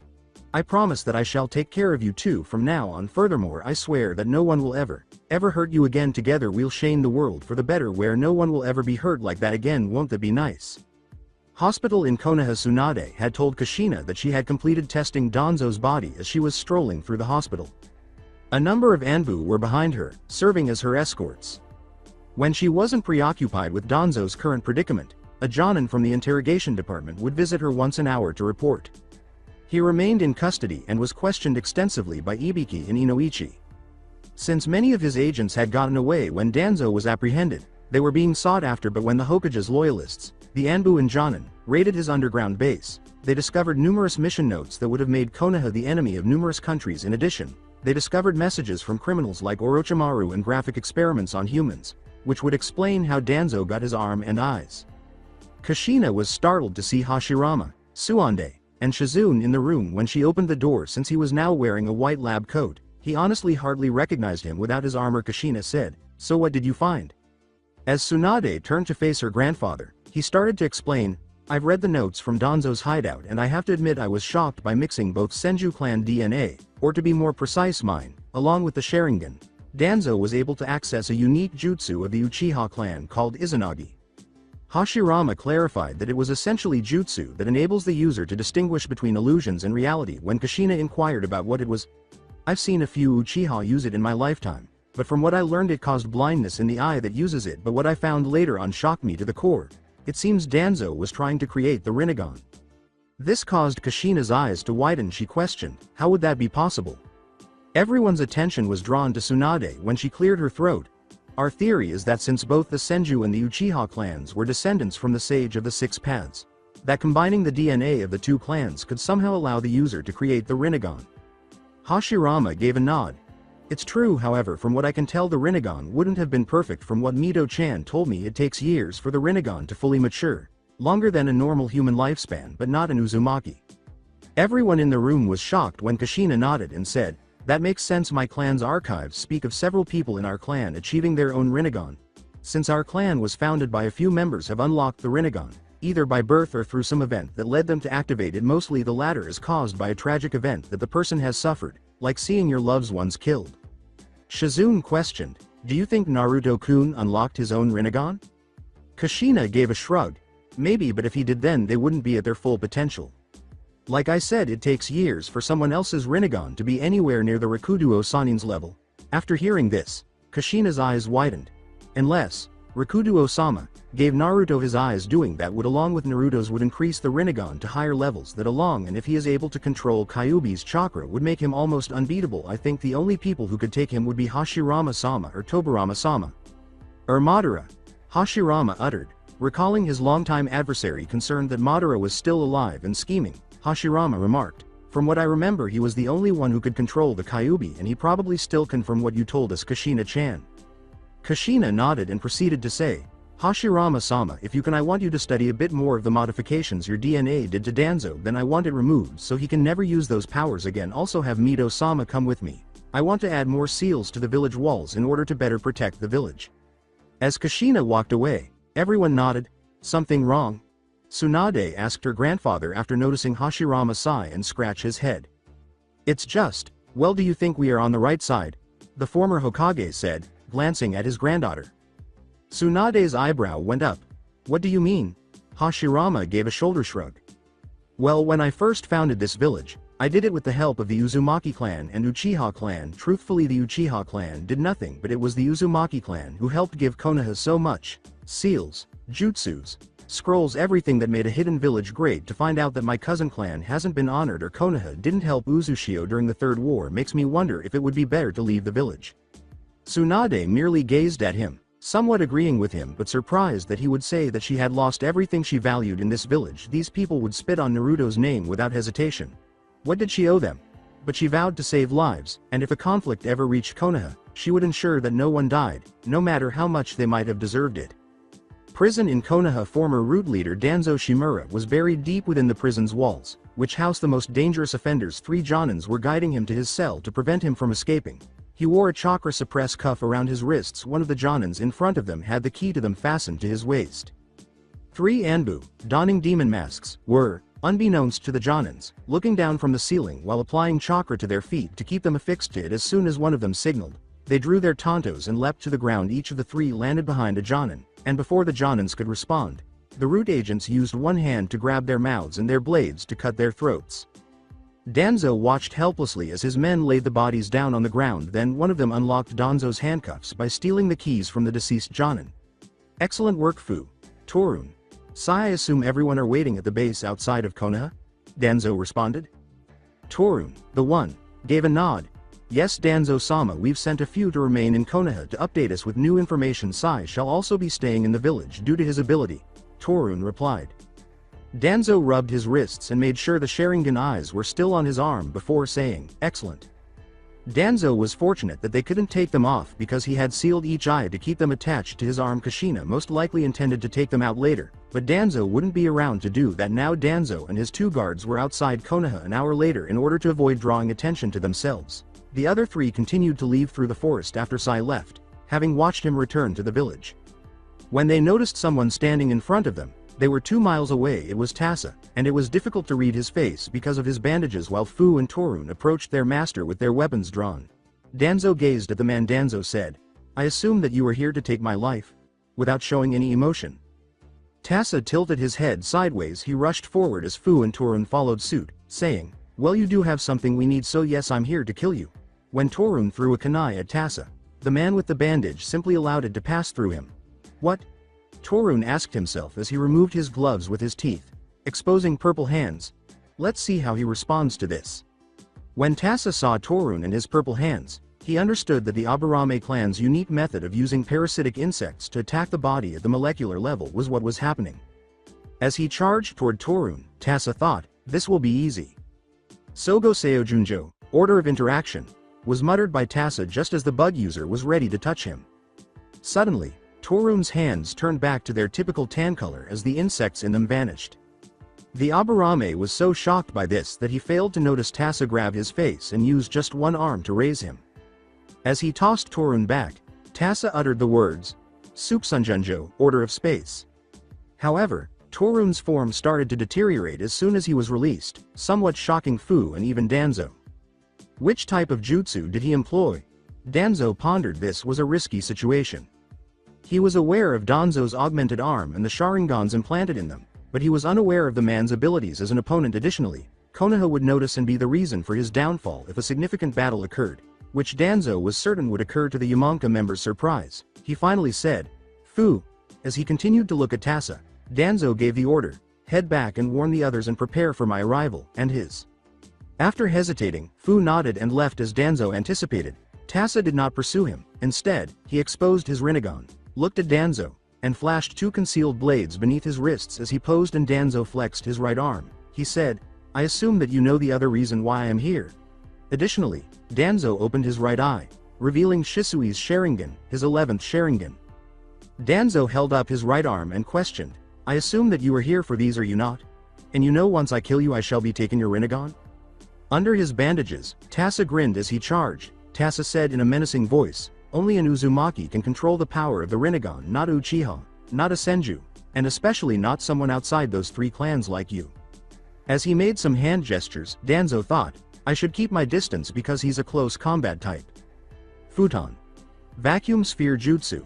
He then blasted Tasa with a series of tiny bursts of air, but he continued to charge. The wind attacks subsided as soon as Tasa switched to Sogoseo Junjo, enabling Tasa to proceed in Danzo's direction. Danzo slammed his hands down and made another series of hand signals. Mokuton. Binding Roots Jutsu. Hundreds of thousands of massive roots quickly emerged from the ground and made their way directly to Tasa. Jikenjunjo, Order of Time, was all Tasa said as he looked up. All of a sudden, everything around Tasa, including the roots, seemed to slow down. Tasa was then able to sprint in Danzo's direction around the roots, but as he got closer to him, his eyes started to move as he raised his right arm and cancelled the jutsu. He thought, damn. Danzo was startled to see Tasa to his right, and as a result, he was unable to react in time when Tasa brought his blade down, severing Danzo's right arm. Tasa then stabbed him in the ribs with a swing of his left arm after coughing up some blood. Danzo abruptly disappeared when Tasa saw Danzo reappear a few feet away. His eyes widened, recalling the Uchiha clan technique that was prohibited. Tasa thought to himself, Izanagi is the only way. It's similar to my Order of Illusion, or Sakaku Junjo. Danzo kept a close eye on Tasa upon witnessing his abilities. It is evident that he is employing space-time ninjutsu, albeit at a more advanced level than I have previously observed. I still have the upper hand, though, because it appears he uses them for close combat. However, as he examined his right arm, he thought at the very end, the Sharingan started to close and would remain closed indefinitely. I must make sure to guide Izanagi to where my subordinates are because I can't rely on him indefinitely. I also lost a lot of chakra to that Mokuton jutsu. Tasa abruptly lifted his left arm. Butcherajunjo, Order of Physics. He then extended his arm in Danzo's direction, shocking him. In order to enable him to engage in long-range combat as well.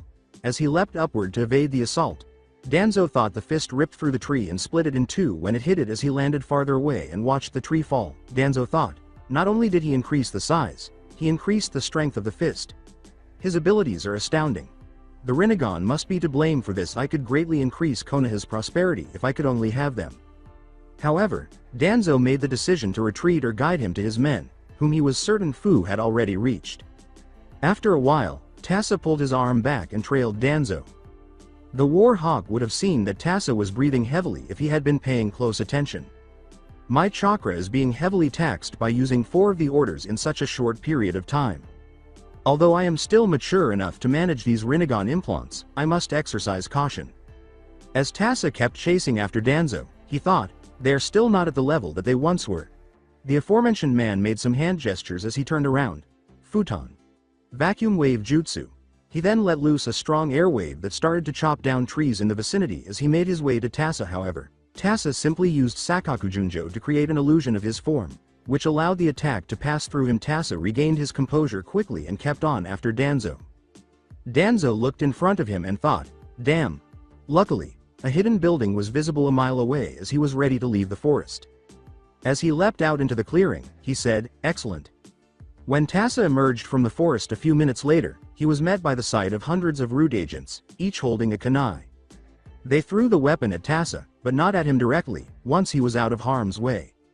Tasa initially found this strange, but then he saw that they had explosive tags on them. Tasa activated Jikenjunjo as the tags went off, moving swiftly. In doing so, he rewrote time, returning to the moment just before he left the forest this time. However, he leapt down and ran on the ground rather than stopping his leap through the trees. Tasa was able to weave past the root Anbu, who were unprepared for this as he had anticipated, and approached Danzo, who was just in front of him. I got you now. Tasa thought as the ground abruptly turned red before he could react. Symbols started to appear all over his body, immobilizing him as the root agents surrounded him and Danzo started to approach him with Fu in tow. Tasa screamed, what the? Ignoring Tasa's glare, Danzo remarked, this is a complicated seal of the Uzumaki clan. He grinned as he stood in front of Tasa, saying, not only does it trap a person where they are standing but also seal stops them from using the jutsus, especially dojutsu. I managed to figure out your abilities. The first one, the one you used on Torun, allowing you to change the space of length for you, letting you move at a faster pace. The other allows you to control time, either pausing, fast forward or rewind, even going as far as you heal your injuries, I presume. The third allowed you to change the physics of your body. The fourth one allowed you to make any attacks by the opponent lose the ability to interact and fade upon contact, and the last one is like the Izanagi. The Rinnegan surely is a powerful dojutsu, which I shall now take. He said the final sentence as he moved. Tugged at his eyes, however, the ground shook as soon as he touched them, startling Danzo and his colleagues as they saw the ground splinter. What is this? What did you do? Tasa grinned as the ground exploded. He, Danzo, Fu, and all the other root agents were taken along with it. Quite simple really. If anyone I did not approve of touched my eyes, a seal would activate and destroy the surrounding area going about 5 kilometers. Danzo, however, only reappeared a few inches from the explosion's outer edge of the crater. He noticed that another Sharingan had closed once more when he looked down at his arm. Then, with the dust still covering the ground, he glanced up at the crater. He survived, but in the process he lost many subordinates and a very good opportunity to obtain the Rinnegan. Also, he still had a chance to defeat Naruto and save Konoha, though, because he was still alive he told no one, and I got rid of a major threat. Oh, a voice from behind said, I wouldn't say that. Two things happened before Danzo could turn around. Two things happened. First, a blade pierced Danzo's heart, causing him to cough up blood. Second, his right arm was severed where the shoulder and body joined. Tasa, who was entirely unaffected by the explosion, was behind him. How? Danzo coughed, wondering why Izanagi wasn't at work and how Tasa was still alive. Izanagi ought to have given him time to avoid the attack, even if it came as a surprise. Tasa inhaled the 6 paths of order as he continued to drive the blade into Danzo's chest, making him cough up more blood. That is what I call my 6 paths. Because of my Rinnegan's unique state I cannot fully access its power. But I can use it for 6 unique jutsus of my choosing. In this case I chose 6 advanced space-time ninjutsus: Butcher Junjo, Sogoseo Junjo, Sakaku Junjo, Supsun Junjo and Jiken Junjo. These are 5 of my 6 orders that I can use. However, it is my 6th one that is the most deadly. Genji Tuhunto, Order of Reality. Whatever I think of happens in this case. I made myself survive the explosion unharmed and managed to get behind you. Also, I used it to make sure you couldn't use Izanagi when I attacked. I need at least some of the Sharingans to be usable. Danzo's eyes grew wide as he realized how powerful that technique could be. As he attempted to extract the blade, he questioned, then why didn't you use it when we first fought? Despite a slight wince, Tasa remained steadfast as he withdrew his blade from Danzo's body. He thought to himself, well, since you're going to die, I'll tell you. Like my other 5 orders, I can only use it for 5 minutes. But unlike the other ones, I can't use it for another 15 minutes and it caused several amounts of pain to me and I can't use my other orders. It also makes me lose my immunity to genjutsu as well and makes me partially blind. After observing the man for a short while, Tasa approached to take the arm. He still managed to look respectable despite his somewhat awkward gait as a result of the technique's after effects, but with a resolute expression on his face. Danzo grabbed his sleeve just as he was ready to do so with all of his remaining energy. He uttered the words, if I die, as a seal started to grow and form on his chest. Then I will take you with me. Suddenly, the wound that Tasa had given him grew into a huge hole that filled 2/3 of Danzo's chest. Danzo, Root's leader, died without his body. Before Tasa realized what had happened, he cocked his head. As he picked up Danzo's right arm, he said to the corpse, oh yeah, I forgot to mention that my blades have a seal on them that I can activate willingly. A hole forms and grows in the target, consuming it and sending it to another dimension, including seals. He sent it somewhere else after using Supsun Junjo to check the remaining Sharingans. Then he looked at what was left of Danzo and saw that a Sharingan was still in his right eye socket. Tasa leaned down to extract it and remarked, I guess I wouldn't hurt. Then a kunai suddenly materialized beside Tasa's neck. Tasa noticed that it was Itachi Uchiha, dressed in his Akatsuki robes. When he looked up, when Itachi activated his Sharingan, he said, I cannot allow you to take Shisui-san's eye. After giving him a long look, Tasa sighed, moved away from Danzo's face, and lifted his hands. He declared, I am in no condition to fight you, Itachi Uchiha, so I shall take my leave and go. Then, he leapt into the forest, away from Konoha and the battlefield. After watching him leave, Itachi removed a capsule and got ready to insert Shisui's eye into it. 3 weeks following Tasa and Danzo's battle, Azukage Mansion, Garden. Seated on a garden bench, Naruto observed his 2 adopted children engaging in what appeared to be hide-and-seek play in the fields. Even though it wasn't very big, The kids could still run around and play in the garden. Since they arrived in Uzu, their appearance has changed. Now wearing a black shirt and red pants with the Uzumaki symbol on the front, Yukin's hair had been trimmed back to a shorter length at the moment. Chisai's hair was tied in pigtails after being chopped back until it reached her neck. She was wearing a blue kimono with several tiny whirlpool symbols on it. At the moment, Naruto was forced to acknowledge that he felt so much better after watching them. Free from obligations and able to unwind with his loved ones. A voice questioned, "Your Majesty?" When Naruto looked up, he saw that it was Shizuka Uzumaki, one of the Salbe Meisters and a member of his clan. At the age of 17, he was the youngest of all the Meisters. Despite being wild, his red hair fell neatly down his head and to the upper portion of his back for a young man. His dark blue eyes were full of wisdom at the moment. He was dressed in the standard Salbe Meister uniform, which was a black jacket over light gray armor. He had a black cape strapped to his shoulders and was dressed in matching black pants. Shizuka was likely one of the most devoted members of the Salbe Meisters and served as Naruto's personal bodyguard and helper. He looked up at Naruto, who said, "Yes, Shizuka." Shizuka bowed. "My apologies for interrupting you, but Tasa gained conscious and I am here to give a report on his mission that he finally gave." Naruto gave a nod, letting Shizuka continue. "He reports that Danzo is dead, which we have confirmed through our spies, and that he has recovered the right arm that contains Senju DNA along with the Sharingans implanted into it. However, he could not recover Shisui's eyes since Itachi was there, and Tasa still needs time in recovering from the after effects of Genjutsu Junjo." Naruto raised an eyebrow in response to the final sentence. He was aware that Tasa would have a difficult time defeating Danzo, but he hadn't anticipated that Tasa would have to use his strongest tactic to prevail. However, the presence of Itachi also got to him. What was Itachi doing there? Shizuka gave a shrug. "Hard to say, Naruto-sama. We can only assume that he was there to retrieve Shisui's other eye since he possees the left one. If our theory is correct, this would also mean that Itachi could sway to our side." Naruto replied, "No," as he watched the two children conversing. He sighed. If the files that Tasa took were correct, Itachi is loyal to Konoha and would never betray them despite of all their faults. However, we shall keep an eye on him to see if he tries anything. Shizuka turned to go after saying, "Yes, Your Majesty." However, he said, "Also, Naruto-sama, Conan said she is ready to speak to you whenever you feel like it." Naruto let out a sigh. 2 weeks had passed since a weary and exhausted Conan was seen soaring in the direction of Uzushio. She was also crying when she landed or collapsed, yelling that Nagato was dead before fainting from exhaustion. Naruto naturally wanted to know what had happened and could have done so with ease by using the Rinnegan. He was worried, though, that it might hurt Conan, who was already worn out from the flight to Uzu and the emotional toll that Nagato's passing had taken on her. "Have her come here and talk with me. Perhaps the garden will lighten her mood," he replied. Shizuka left after bowing to the command. A few minutes later, Naruto noticed a woman with blue hair approaching him. She had a piercing under her lip and a paper flower in her hair. He saw that the shabby Akatsuki outfit she had been wearing had changed to a blue kimono with red stripes when she saw Naruto. Her eyes grew wide once or twice. Naruto had visited a megacure, but only for private meetings with Nagato, which Conan was unable to attend for security reasons. She couldn't help but be astounded by Naruto's youthful appearance. She bowed after realizing she had been staring too long. "Naruto-sama," she politely said. Naruto smiled amiably at her. "Naruto is fine, Conan. I don't want the friend of a clansman to use such honorifics with me. Come and sit."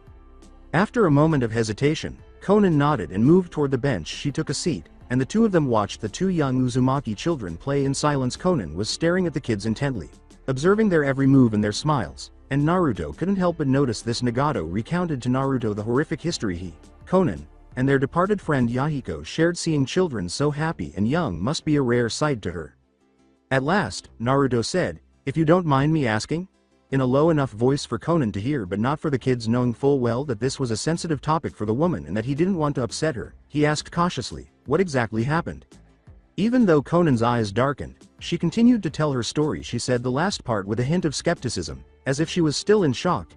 "It was Obito. He must have realized that we were betraying him somehow. He came unexpectedly and grabbed me from behind in front of Nagato. He forced Nagato to use the outer path, Samsara of Heavenly Life Jutsu, to resurrect Madara Uchiha."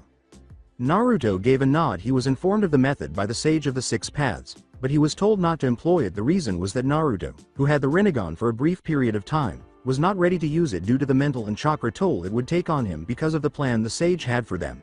He was able to bring back to life individuals like Hashirama, Tobirama, Hiruzen, and Mito. As Naruto questioned, "What happened next?" As she went on, Conan held onto the kimono. Madara was fully revived, but he seemed annoyed about something when he looked inside his shirt. Then he turned towards Nagato, who was near death, but before Madara could do anything, Nagato used Shinrai Tensei to send me away from Obito, telling me to escape and find Uzushio. I wanted to reply back, but the look he gave me was the same kind of look he gave me when he agreed to your plan. Then she turned to face him. Before he died, I think Nagao fully believed in your way of peace. Chizay and Yukon turned to watch Naruto as he nodded and stood up. Naruto grinned as he turned to face them. He said softly, "You two stay here and don't get into trouble. I need to show Ms. Conan something." As Naruto and Conan left the garden, neither child argued and carried on playing. The two went down a lengthy hallway that eventually led to a room with numerous people seated on couches and other furniture. When Conan saw the red-haired man sitting next to the brown-haired woman, her eyes widened. Conan questioned, Is that the case, Cage?" Naruto looked forward and nodded. "He came here a week after you arrived to have Shukaku removed from him. The sealing worked, but Gaara still needs to recuperate after the ordeal. Your two Akatsuki agents failed to capture, but they escaped from my agents, though one of them lost an arm in the process. However, without Nagato we won't be able to use the Gedo statue and the other Biju sealed within it." Confused, Conan arched an eyebrow. "But why not? After all, you Tapasi's the Rinnegan." Naruto let out a sigh. "True, but there is a flaw to that. Over history, the members of the Uzumaki clan that had the Rinnegan were all born in separate years than the last one. This is because the person before the others can summon the Gedo statue unless the first person dies. Nagato activated his Rinnegan before me, so only his eyes could summon the Gedo statue, unless they were destroyed, which I doubt Obito and Madara would allow. And even though that these eyes are infused with Rikudu's eyes, I still can't summon the statue because I'm not experienced enough to do it. Because of this, our plan is thrown off and we'll have to improvise with what we got and hope we can acquire the powers of the other Biju later on." When the plan was revealed, Conan's eyes widened. "From the sound of things, you want to revive someone," she replied. Naruto stopped abruptly, confusing Conan, and grinned. They were standing in front of a big door with multiple seals on it. When she looked up, they appeared to be high-level, extremely complex seals based on the symbols. Conan pondered, "Whatever must be behind these doors, it must be really significant." The door opened after Naruto made the appropriate hand signals and the seals vanished. Conan noticed a sizable laboratory. Inside there were flasks with tubes inside of them all over the place, sucking in a glowing liquid that was all directed toward a single location in the middle of the space. Additionally, there was a coffin in the middle, into which the tubes were inserted. At last, Conan noticed a sizable table to the right, containing dozens of flasks and cases. While all of the others contained liquid and mush, one of them held Sharingans and had a pale arm with the Shodai Hokage's face on it. Tasa was pounding some mush near the table when the man saw Naruto and Conan. He halted his activity. Tasa said, "Ah, Naruto-kun, I wasn't expecting you." Then he noticed Conan. He bowed after asking, "Conan-chan?" With a hint of pity he said politely, "You have my condolences for your loss." After bowing her head in gratitude, Conan trailed Naruto to the coffin. The coffin was sealed with multiple high-level seals. Just like the door, after Naruto made a few hand gestures and the seals were released, the coffin's lid gradually started to open. Conan looked inside when it was completely open and was astounded by what she saw. She glanced at Naruto and said, "Is that?" After giving a nod, the young blonde shut the lid again and turned on the seals, which made the lid securely latch.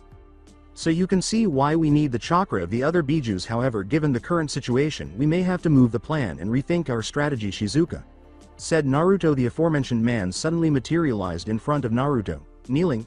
"Is everything ready?" Shizuka gave a nod. "Yes, Naruto-sama, we've gathered all the members of the Salbe Meisters, identified all special battle potentials of the enemy, and the Gate of Paths is ready to begin transport. Just give the word and we shall go," Shizuka replied. Wondering what was happening, Conan arched an eyebrow. When Conan questioned why, Naruto turned to face her and said, "I know you want to return to your village and I understand that, but I need you to stay here and assist Tasa. I know that you have skills in medical surgery, like helping Nagato with implanting the chakra rods into the corpses, so you in avenging Nagato, help us achieve the goal for peace that we all seek." For a moment, Conan gazed at Naruto. Considering his words, she said to herself, "This is what Yahiko and Nagato would want." Then turned to face Naruto and nodded. Naruto gave Shizuka a nod in return and looked at her before leaving the room. He said, "Tell the Salbe Meisters to prepare for combat. The Schattenreich are going to invade Konoha." A Megacure, Tower of Pain, using his left eye, which contained one of Nagato's Rinnegan, and his right eye, which contained his Sharingan, Obito now observed the village concealed in the rain. As he started to get used to his new vision, Obito remarked, "This feels good."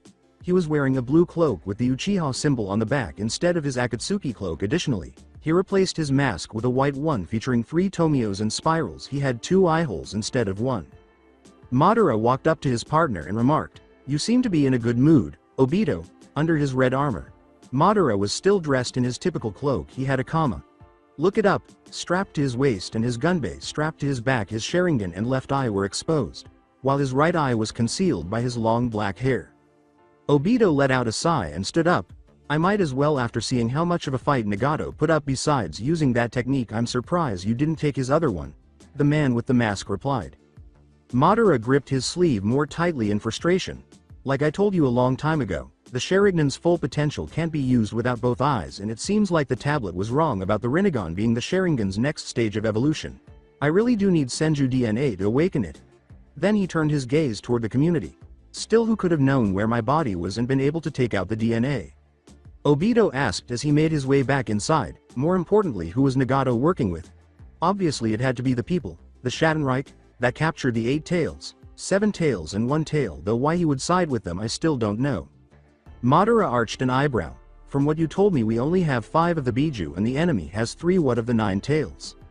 With a sigh, Obito looked over at Madara.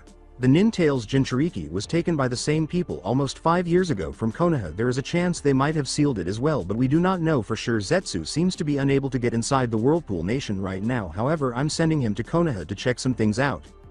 "Why Konoha?" inquired Madara. "Without the 9 tails, they are not worth worrying about.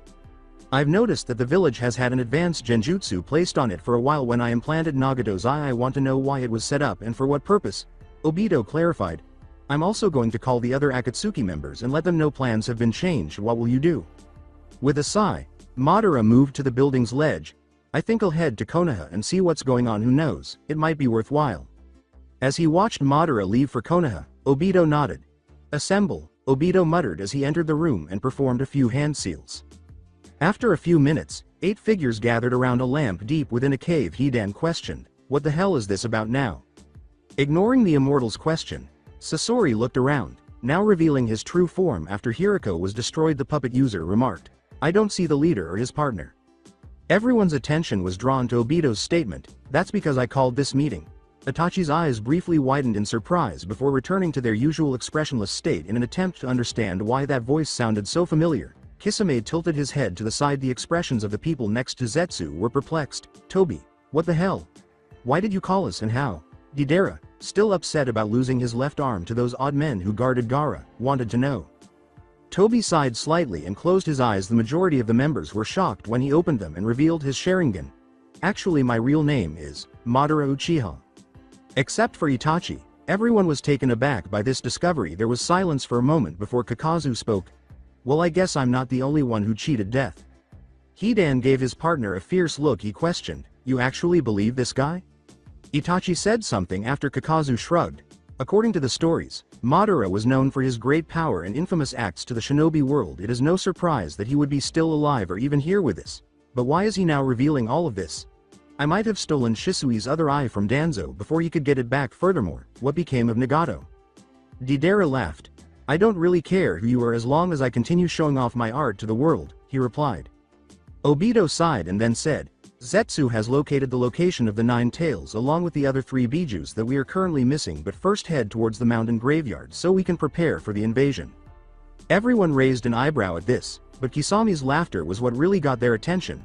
"I don't know about the rest of you, but if you're the one leading this, then I'm all in for it." Obito nodded before disappearing, and the other Akatsuki members soon followed. Konoha, autopsy room at the hospital. Shizune, Kushina, Tsunade, Hiruzen, and Minato all gazed down at Danzo's remains. As soon as Kushina noticed the smoke rising far from Konoha, they sent a group of Jonin, led by Minato, to investigate the scene.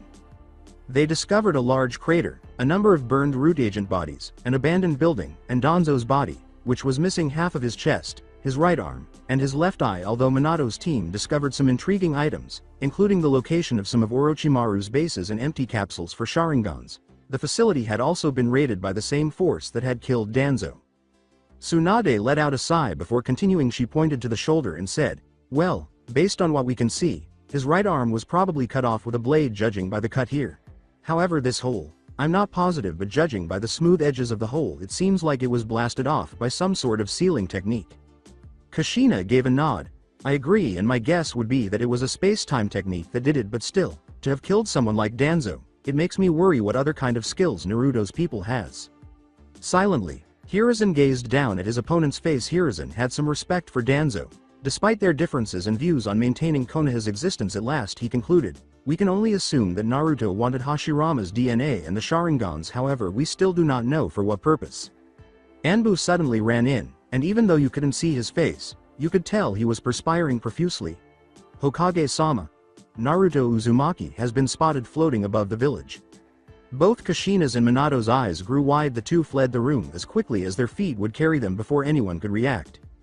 The desire to see their son overrode all other reason, and they disregarded the other's plea to slow down and wait. They kept running until they reached the hospital's exterior, where a dozen people were staring up at the sky. Naruto Uzumaki, in his uniform, black cape, and armor, was indeed floating up there. People practically recoiled from his stare as his Rinnegan swept the entire village. When Kushina saw how much her son had grown in just 5 years, she was astounded, if not shocked. In fact, aside from the eyes and whiskers, he briefly resembled his father. Kushina whispered to herself while she kept her gaze up. Minato was also looking at his son in disbelief when a thought struck him. Wasn't the barrier Kushina had put up still in place? He had a terrible thought at that moment. A dozen or so Jonin, including Shikaku, materialized in front of Minato and Kushina before he could finish speaking. Shikaku said, Hokage-sama, what are your orders? But Kushina remained silent and continued to gaze at Naruto. Shikaku turned to the other Jonins after realizing that talking to her would not help. I want everyone to be ready for an attack. Even though he is still outside the barrier doesn't mean he isn't a threat. No, Minato muttered loudly, drawing Kushina's attention as well as everyone else's. He cried out in horror, he's already inside the barrier. At that point, the village was hit by dozens and even more light beams, but they did not cause any explosions as ninjas attempted to gather their forces and lead the villagers to safety. People screamed in fear. Naruto gazed down from a great height above his floating body, his eyes emotionless. War are such bitter affairs, he continued. Shikamaru was sound asleep in the afternoon when he was startled by a series of sounds. He was shocked to see dozens of light pillars descending from the sky all around Konoha. When he opened his eyes, he leapt to his feet and ran to retrieve his equipment, asking, what the hell? Ninjas were moving in all directions toward the light pillars that stood closest to them. Genin and Chunins led the villagers to the safety of the shelters when he suddenly gasped. One Neji Hyuga was looking at the blue light with his Byakugan. He whispered, drawing his team's attention. Impossible. Guy said, Neji, what is it?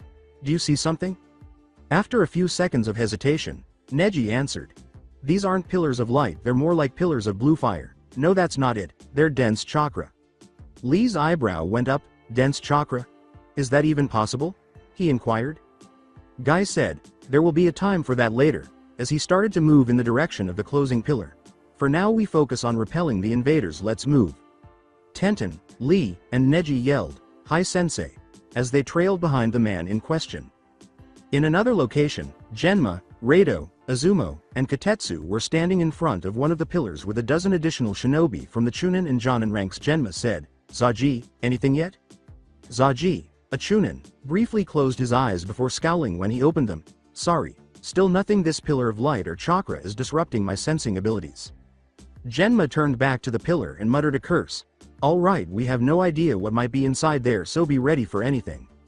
As Zaji closed his eyes once more and focused on the pillar, everyone responded at last. He detected a chakra distinct from the pillar. It was also silver. He exclaimed, I got something. To the others, it's definitely a different chakra source and massive too, like high Jonin level. Genma looked at the pillar and nodded. Nothing was there at first, but then an image started to form inside the pillar. The image was initially hazy, but as it became more distinct, Genma recognized that it was a human. The enemy, he yelled, I see him. Attack. As he and the other shinobi got ready to charge, however, before they could move, Genma was struck by a powerful energy beam that blasted from the pillar. His right arm and a small portion of his chest were literally blown away. Genma lost consciousness and fell to the ground, coughing up blood. A shinobi, obviously inexperienced, screamed, Gee, Genma-san was. Rado turned back to the pillar and swore with his black blade raised. He commanded, Shit. Be ready, you guys. Azumo and Katetsu both exclaimed, Right, as they raised their kunai blades, prepared for anything, aside from being snagged in the face and violently slammed to the ground, which rendered them unconscious. Rado attempted to move around and attack, but the man managed to get past him. However, The Salbe Meister pulled out his Uchigatana and cut Rado in the chest. Rado fell to the ground as a result, startling the other shinobi that were still alive. Zaji yelled, "Get him!" as the hooded man was about to remove his hood, and he and the other shinobi charged in a desperate attempt. The Meister apologized as he removed his hood to show off his tanned skin, brown mohawk, and Rinnegan. After saying, "The order is to kill you all," he charged. A girl, no older than 13, was using her dao to massacre Konoha Nins one by one in a different part of the village. She matched her uniform with a military cap. She also had the Rinnegan and red hair. As she eliminated shinobi one by one, she was yelling a battle cry. She was about to continue on to the next block when she was stopped by a firm, powerful hand that grabbed her arm. Surprised, she looked up to see Choza Akamichi looking down at her remorsefully, knowing he would have to kill her. He said sadly, "So even a child is part of this invasion?" The girl scowled. She jumped back and assumed a fighting stance, saying, "My name is Naomi Uzumaki, buddy. Also, I wouldn't be one to talk fatty ninja. I guess Konoha are really low on soldiers." Choza simply took a stance with his bow, unfazed by the remark. Naomi screamed as she leapt into the air and struck Choza with her weapon. Quickly reacting, the Akamichi head raised his weapon to block the attack, but he winced when it hit him. As he pushed her away and swung his bow at her, he thought, "So strong." After halting the attack with her weapon, she raised her free hand and aimed it at Choza. After saying, "Kogeki." Flash cannon burst. She blasted Choza with a yellow ball of chakra, resulting in an explosion. Naomi smirked at her work and leapt onto a roof just in time. Then she frowned as a log emerged from the smoke. Then she saw Choza approaching her from above. When she looked up, "This is going to be fun," she exclaimed with a sly smile as she raised her dao to fend off the assault. Alongside Kushina, unable to accept that Naruto was solely responsible for the devastation, Kushina gazed at it. "Why Naruto? You hate this village because of what they did to you, but why are you acting this way?" Minato yelled, "Kushina-chan," and jolted her out of her sadness. Her husband stated, "We must concentrate on organizing our forces and launching a counterattack." Kushina nodded and shook her head. She then looked around at the others. "Shikaku, I want you to head towards the Hokage mansion and take command. Hiruzen, assist with evacuating the villagers to the shelter. Minato, I want you to round up all Anbu, Jonin and Shunin to help push back the enemy so we can save the villagers. Tsunade, take command of the medic Nins and summon Katsuya-sama to assist with healing as many of the wounded as you can. Also someone find Hashirama-sama, Tobarama-sama, Mito-sama and Jiraiya and have them report to the mansion for instructions." As everyone else left except for herself, the woman, Shizune, and Minato, Tsunade said, "What about you, Kushina?" With a sigh, Kushina watched from above as Naruto made his way to the Hokage monument with determination. She declared, "I'm going for the source." Minato swiftly placed a hand on her shoulder. After her eyes widened at what she meant, "Wait a minute, Kushina-chan, you're not thinking of going to fight against Naruto-kun, are you?" replied Minato. Kushina's hand clenched. "I have to. Minato-kun is our son as his parents. It's our responsibility to stop him." With a gentle, "Kushina." Tsunade made the redhead turn to face her. "You and I both know that you don't have the stomach to face your own son, let alone defeat him." With tears streaming down her cheeks, Kushina yelled at Tsunade, "Then what do you suggest we do?" Tsunade pinched her nose and sighed. "We'll deal with his men first and then go after him, but if things get too complicated we may have to deal with him first, but not without backup." Despite frowning, Kushina nodded her head after saying, "Okay, I'll go to the Hokage mansion with Shikaku. Now everyone move out." They all dispersed to their designated locations. Aoba Yamashiro was listening through his headpiece somewhere else in Konoha. He looked up at the aforementioned man and said, "Understood, thanks, I'll let Asuma-san know." Asuma exhaled a puff of smoke after lighting his cigarette. "Bad news, I take?" he asked, looking straight ahead. "Yeah," Aoba replied. "We lost contact with Genma's team, including Rado, Azumo and Katetsu. As far as we can tell the entire team was wiped out, just like here as well." Dozens of bodies, both shinobi and villagers, were in front of them. A man, dressed similarly to the other Salbe Meisters, stood at the end of the line of bodies. He had tanned skin and was fairly tall. His black pointy hair and Rinnegan were also covered by visors. In addition, he wore rings on each finger. To Asuma he said, "Doesn't sound like good news. Did someone die?" Asuma let out a sigh. "That's none of your concern, mister." "Jiguzagu," the man said, grinning and flashing his misaligned teeth. "Jiguzagu Gorogoro, and yes, it does concern me. That's where Zessen is. If they end dead, then that means he failed, which I highly doubt it since he's one of our most proficient killers, though I have to admit I ain't bad myself." Asuma drew his chakra blades and squinted his eyes as soon as he assumed a fighting stance. The blades started to glow with chakra.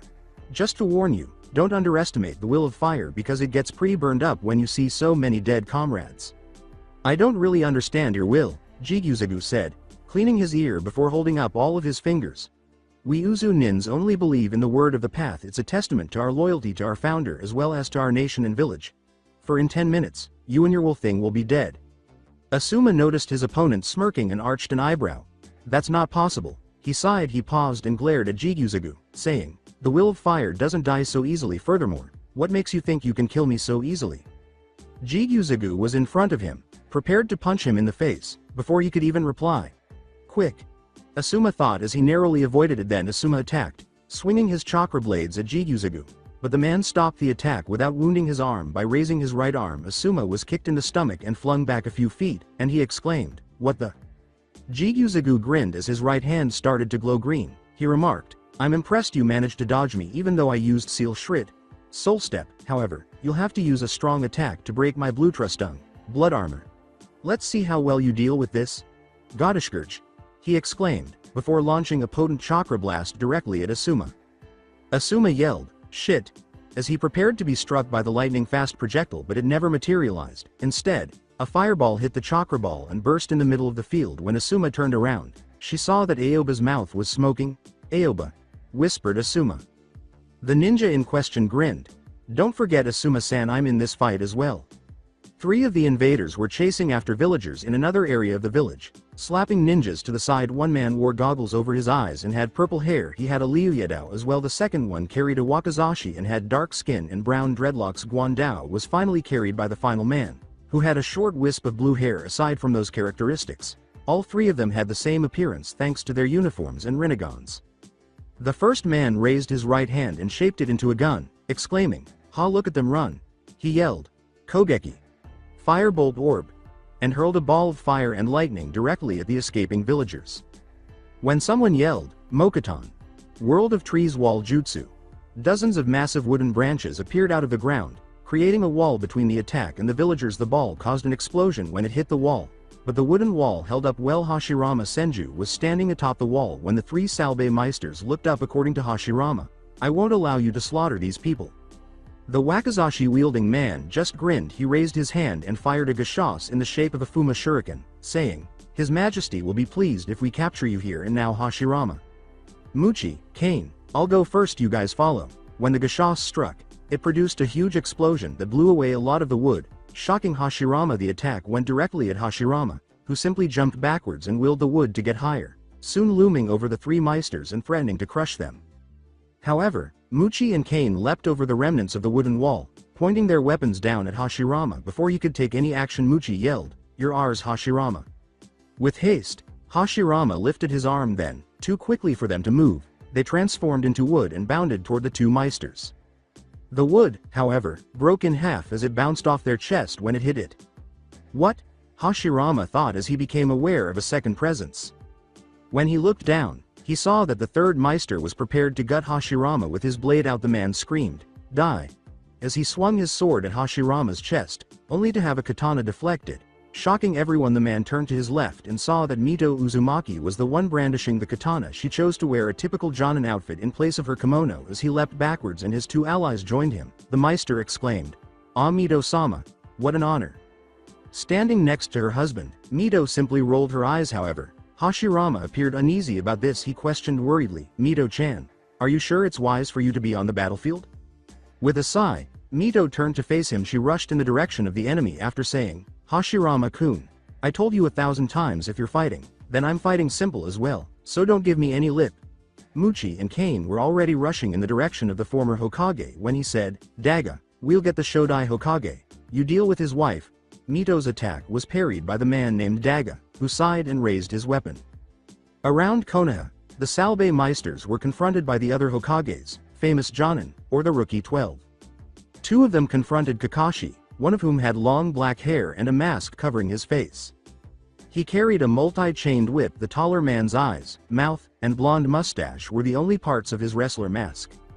A meteor hammer was in his hand. Together with his mother and sister, Kiba engaged a big man with red hair, scars on his lip, and an Atsuchi. A man with a bald head and a gas mask was standing across from Shino. his father, and 2 of their clansmen. He held chicken sickles in his hands. Anko, Ibiki, and 4 Anbu were battling a man with short black hair, numerous scars, and a white lance in his hand.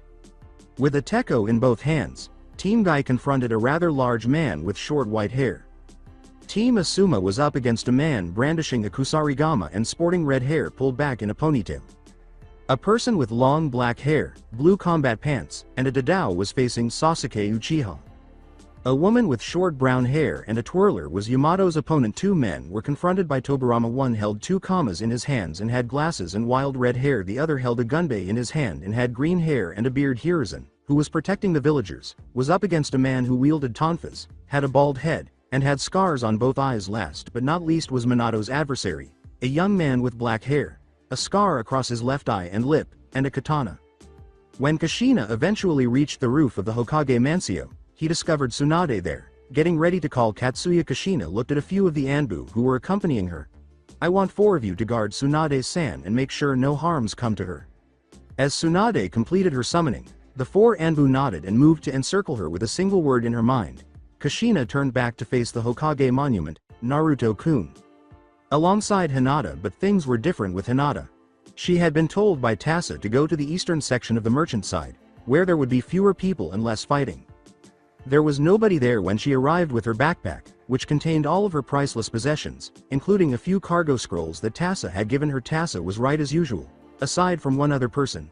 Hinata was the only one present. A man asked, "Are you Hinata-san?" He was dressed in the typical uniform of a Salbe Meister. In addition to the Rinnegan, he had a beard and short red hair, a claymore strapped to his waist. "Hi, I am Hinata Hyuga. I am right to guess that you are one of Naruto-kun's subordinates?" said Hinata after she had calmed down. The man bowed his head and nodded. "I am Choeki Ohina and I'm here to escort you out of the village without anyone noticing. If you are ready we shall depart." Hinata paused and gave Konoha, her birthplace and home, one final glance, but she understood that she couldn't call a place without Naruto home. Keeping that in mind, she turned to face Choeki, nodded, and the 2 left. The aforementioned young man sat on his father's head on the Hokage monument with Naruto. The village he had once called home was being reduced to nothing, and he watched with secret pleasure. One by one, he could literally feel the presence of people vanishing. None of them his own men. He was aware that Shizuka was approaching him, so that didn't mean he was blind. The man was holding a rapier, the tip of which was dripping blood. "Your Majesty, I assume that you are well?" he responded. After giving a nod, Naruto slowly turned to look at Shizuka. "I believe that Choeki has escorted Hinata-chan out of Konoha?" he inquired. Shizuka gave a nod. "Yes, Your Majesty. I just received confirmation from Choeki-san as we speak. Furthermore, Heisen-sama has reported that he has discovered Orochimaru's hideout and is preparing to move in and eliminate the snake. Also, we have intel that Akatsuki is preparing to meet at their headquarters to form a plan to attack Usuzu Shioakir. Shall we send some meisters to deal with them?" Naruto turned around and watched the village and the battles going on below, but he remained silent for a while. Shizuka inclined his cranium. "Sire," he repeated. Naruto finally said something. He hurried. "Leave them be. Tasa and Conan will be finished by the time they arrive." And then, he said, putting his hand to his eyes, "Peace shall be achieved."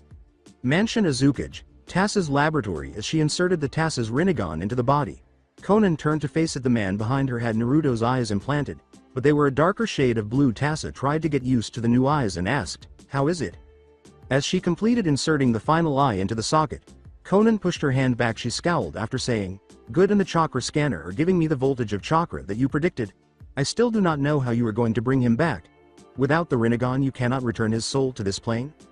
Under his bandages, Tasa grinned. Conan raised an eyebrow in response to Tasa's statement. "I still have a large portion of his chakra inside me, enough for me to use that jutsu. However, I will need you to leave. This is a delicate procedure, and if anyone else is in this room it might cause severe problems." Conan was about to inquire about the jutsu he intended to employ when the alarm abruptly started to sound. Tasa glanced at Conan and then up. "That is the intruder alarm. It must mean someone has breached Uzushio. Please go see what the situation is while I prepare the jutsu," Tasa replied. At first, Conan was dubious, but after observing how Nagato trusted these individuals, she agreed. The doors opened for her as the seals started to come loose. As she approached the exit, Tasa turned to face the body inside the coffin. After watching her leave the room and the door close, he then quickly made the appropriate hand signals. "Bonbutsu Sozo." Outside the palace, "Art is a bang!" exclaimed Deidara, hurling multiple clay bombs onto the floor with Obito at the front. The other Akatsuki members were flying alone. While he was flying on one of his claybirds, Kisame said, "Hey Mizukage-sama, when do we begin the ground assault?"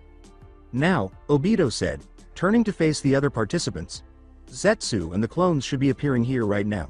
So I want Hidan, Kakazu, Itachi, Sasori to lead the ground forces. Deidara continue with the bombardment. Kisame and I will head towards the Azukage mansion and take out the leader." With the exception of Deidara, Kisame, and Obito, the Akatsuki members nodded and moved toward the ground, where thousands of Zetsu clones appeared, startling the Uzu Nin but continuing to attack the invaders as Kisame and Obito flew farther and farther away in the direction of the mansion. Itachi was the only member who continued to watch them, still convinced that the man in the mask was, in fact, Madara. Itachi thought, "I have to find out what Madara is planning." First on the ground was Hidan, then Sasori, who produced the puppet of the third cage. Next came Kakazu, and lastly Itachi, who hurried straight for the mansion. Hidan slashed an Uzu Nin in the chest with his scythe as Hidan leapt to the air. Another one charged him and escaped the immortal's weapon as he yelled, "Kogeki! Hot Rod Barrage!" A dozen red rods suddenly came hurtling toward Hidan. Hidan lifted his scythe in self-defense. Grinning, however, the rods exploded as they were about to come into contact with him, engulfing Hidan in smoke and flames. As he and a few others stepped forward to get a better look, an Uzu Nin asked, "Did we get him?" Hidan blasted the ninja to the side as he suddenly leapt out of the smoke. "Ha! Idiots, as if some dumb trick like that could stop me. I have Janshin-sama on my side."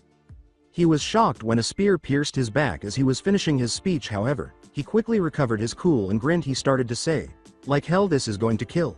But the blade shot upward, severing his body in two. A man emerged as his body hit the floor. He had a red cape strapped to his glowing white bluish samurai armor. A spear was strapped to his waist and held in his hand as he sliced through the Zetsu army alongside other men in similar armor. While others applauded, one Uzu Nin exclaimed, "It's the Mon Guard." Moon Guard. The Mon Guard were the Schadenreich's headquarters' personal bodyguards and were in charge of the village while Naruto or Heisen were abroad on other assignments. Some of Uzu Shioakir's finest artisans created the armor they wore, which was equipped with strong weapons and dozens of protective seals. One of them had on a helmet of a different design featuring a crescent moon. He was the Mon Guard's captain, Heisha Gunjin. Heisha declared, "I want all ninjas to attack the enemy army. We shall deal with Akatsuki." Everyone shouted, "Yes sir," and rushed to attack the intruders. Before turning around and seeing the armored samurais charging at him, Sasori had just dispatched another ninja. With a grunt, Sasori steered the third cage puppet in their direction, followed by the two masses of iron sand. But when the puppet attempted to hit Heisha, the samurai ducked under it, and then, with lightning speed, he raised his spear and burned a great deal of the puppet, rendering it useless. Sasori drew out another scroll after leaping back to dodge a blade. Red secret technique. Performance of 100 puppets. Suddenly, hundreds of puppets rose into the air from the scroll. The puppet body was exposed when Sasori threw off his cloak. He then opened his chakra compartment, causing thousands of chakra strings to fly into the air and attach themselves to the puppets. Upon witnessing Hidan's effortless defeat, Kakazu unleashed his 4 constructs onto the field and triggered his Earth Grudge Fear. Deidara already had a few small clay bombs in both hands when he arrived on top of his clay bird. Heisha yelled, "Attack!" as he and his men charged at the 3 Akatsuki members who followed suit. Returning to Konoha, Tenten shouted, "Eat this," as she threw a flurry of shuriken and kunai at the enemy. Lee and Neji attacked the enemy who was holding their sensei. While she was doing that, despite the team trying a dozen combos, their opponent, Fusho Itaeru, one of the Salbe Meisters who worked for Naruto Uzumaki, was currently winning when Fusho waved his hand. A strong windstorm was released, scattering the incoming weapons. He then tossed Guy aside and turned to face Lee and Neji. Neji yelled at his teammate, "Lee, take the right, I'll take his left." Lee gave a nod and moved to Fusho's right. Then, as Neji raised his hands to strike Fusho with a gentle fist, he leapt into the air, ready to execute the leaf whirlwind, but the man slammed his hands together and grinned. He yelled, "Kogeki! Monkey boom!" And then his hands produced a loud boom. Neji and Lee flew in opposite directions after the blast. Tenten yelled, "Neji! Lee!" as she produced a shuriken and prepared to launch it, but Fusho suddenly materialized in front of her. He moved too quickly for her to react, and he kicked her in the chest with an uppercut, sending her flying backwards and coughing up blood. "Ha!" chuckled Fusho. "You fools are no match for us, His Majesty's Salbe Meisters." He turned around after hearing a noise behind him and saw Guy emerge from the crater he had created with a sly smile. Fusho shaped a gashos into a javelin. "Die!" he yelled. hurling the projectile at Guy with lightning-fast velocity. Guy merely gazed at the approaching projectile before yelling. First gate. Gate of opening. His chakra abruptly increased, and he vanished as the javelin hit his previous location and detonated. Second gate. Gate of healing, was shouted behind him, and Fusho raised an eyebrow, wondering what had happened. When he turned around, he saw Guy leap into the air and give Fusho a face-kicking kick. He was able to divert the attack's pain with the help of his blue trustung, but he was still launched into the air and struck a wall. As he stood back up, Fusho reflected, his physical and chakra levels have changed drastically. His Maktajaj, also known as Mighty Eye, suddenly picked up Guy's chakra signature. When he looked up, he saw Guy charging in his direction. Guy was hit by dozens of Gashos shuriken fired by Fusho, but the Jonin evaded them all. Guy then materialized behind Fusho, ready to hit him in the neck. However, Fusho grabbed Guy's leg at that precise moment and swung him around until he smashed him against the wall. The Jonin coughed blood as he fell hard to the ground after Fusho slammed a fist into Guy's stomach. Fusho exclaimed, "This is so boring, bushy brows. I can see why His Majesty didn't put you down as one of the 5 special war potentials, you're so weak." Just as Fusho was about to slam his foot into Guy's face, Guy slowly started to stand up. Third gate. Gate of life, Guy murmured, and then he was gone in an instant. His skin now red, he reappeared behind Fusho and kicked the Meister into the air. He is now faster. When Guy abruptly materialized in front of Fusho, he thought, he's too quick for me to use my blue trustung to stop him. As he prepared for the impact, Fusho thought. Guy shouted, "Reverse Lotus," as he delivered a forceful blow directly to Fusho's stomach, causing the man to cough up blood. But Fusho was able to seize Guy, throw him to the ground, and fire multiple gashos at him. Guy yelled, "Fourth gate. Gate of pain," at once, vanished in an instant, and charged Fusho, striking him in the face with a devastating blow. Fusho, however, easily avoided the attack by using Seal Shrit, Soul Step. Then he lifted his hands into a square shape. Hosoku. Golden Cube retain. And all of a sudden Guy was trapped in place as a glowing cube started to form around him to escape. The man once again used the 5th gate. Gate of limit, but it was insufficient. He yelled, "6th gate. Gate of view." And Guy was set free when the cube was destroyed by the massive amount of charka that was released. Guy kicked Fusho into the air before he could react, then resurfaced in front of him. Guy exclaimed, "Asakujaku," and then hurled a barrage of punches at Fusho, moving so quickly that they ignited as they struck the target. When Guy finally hit Fusho in the face, he crashed hard to the ground, sending a lot of dust flying into the air. Neji, Lee, and Tenten watched in wonder from a distance as they extricated themselves from the craters they had created. As Tenten watched her sensei use such potent techniques to defeat the enemy, she exclaimed, "I incredible, Yash. Guy sensei's flames of youth are not diminished so easily," yelled Lee, with anime tears in his eyes. When Neji noticed something, he rolled his eyes. He gasped as he looked more closely. "I am possible," he whispered to himself. Guy was shocked to see Fusho emerge from the dust. Bruised but alive, Fusho cracked his neck and remarked, "Well, that was unexpected." Bushy brows, but still, it's not enough to take down one of His Majesty's Meisters. Guy was breathing heavily as he considered the circumstances of never encountered a foe who was able to get past half of the 8 gates. He then turned to face his pupil. "My only chance is to release the 7th gate, and if that doesn't work, I'll release the final one. You 3 get out of here. When I'm done, move in for the finishing blow." Tenten and Neji jumped back a good distance, hesitating but complying. However, Lee paused longer, but Guy's glance caused the boy to follow his teammates. 7th gate. Gate of wonder. Guy yelled as he turned to face Fusho. Suddenly, green sweat poured from his body, quickly covering the air around him. After placing his hands in the seal, he charged with lightning-fast speed. Fusho saw a tiger forming from the perspiration in the air as he was doing it. "Harudora!" Guy yelled, putting his fist up in the air. Fusho brought his weapons into contact with each other by clapping his hands together. He exclaimed, "Let's to Hinrichtung. Last execution." As chakra soon started to form around them. Suddenly, a huge burst of chakra shot out of his weapon, which was shaped like a Rasengan. Even big debris flew backwards as the 2 attacks collided and created a massive explosion. Lee yelled, "Guy-sensei!" As he and his teammates sheltered from the blast. It subsided after a few minutes, and smoke started to ascend as tiny pieces of debris dropped to the ground. Guy himself emerged shakily from the smoke, his face displaying a spellbound look.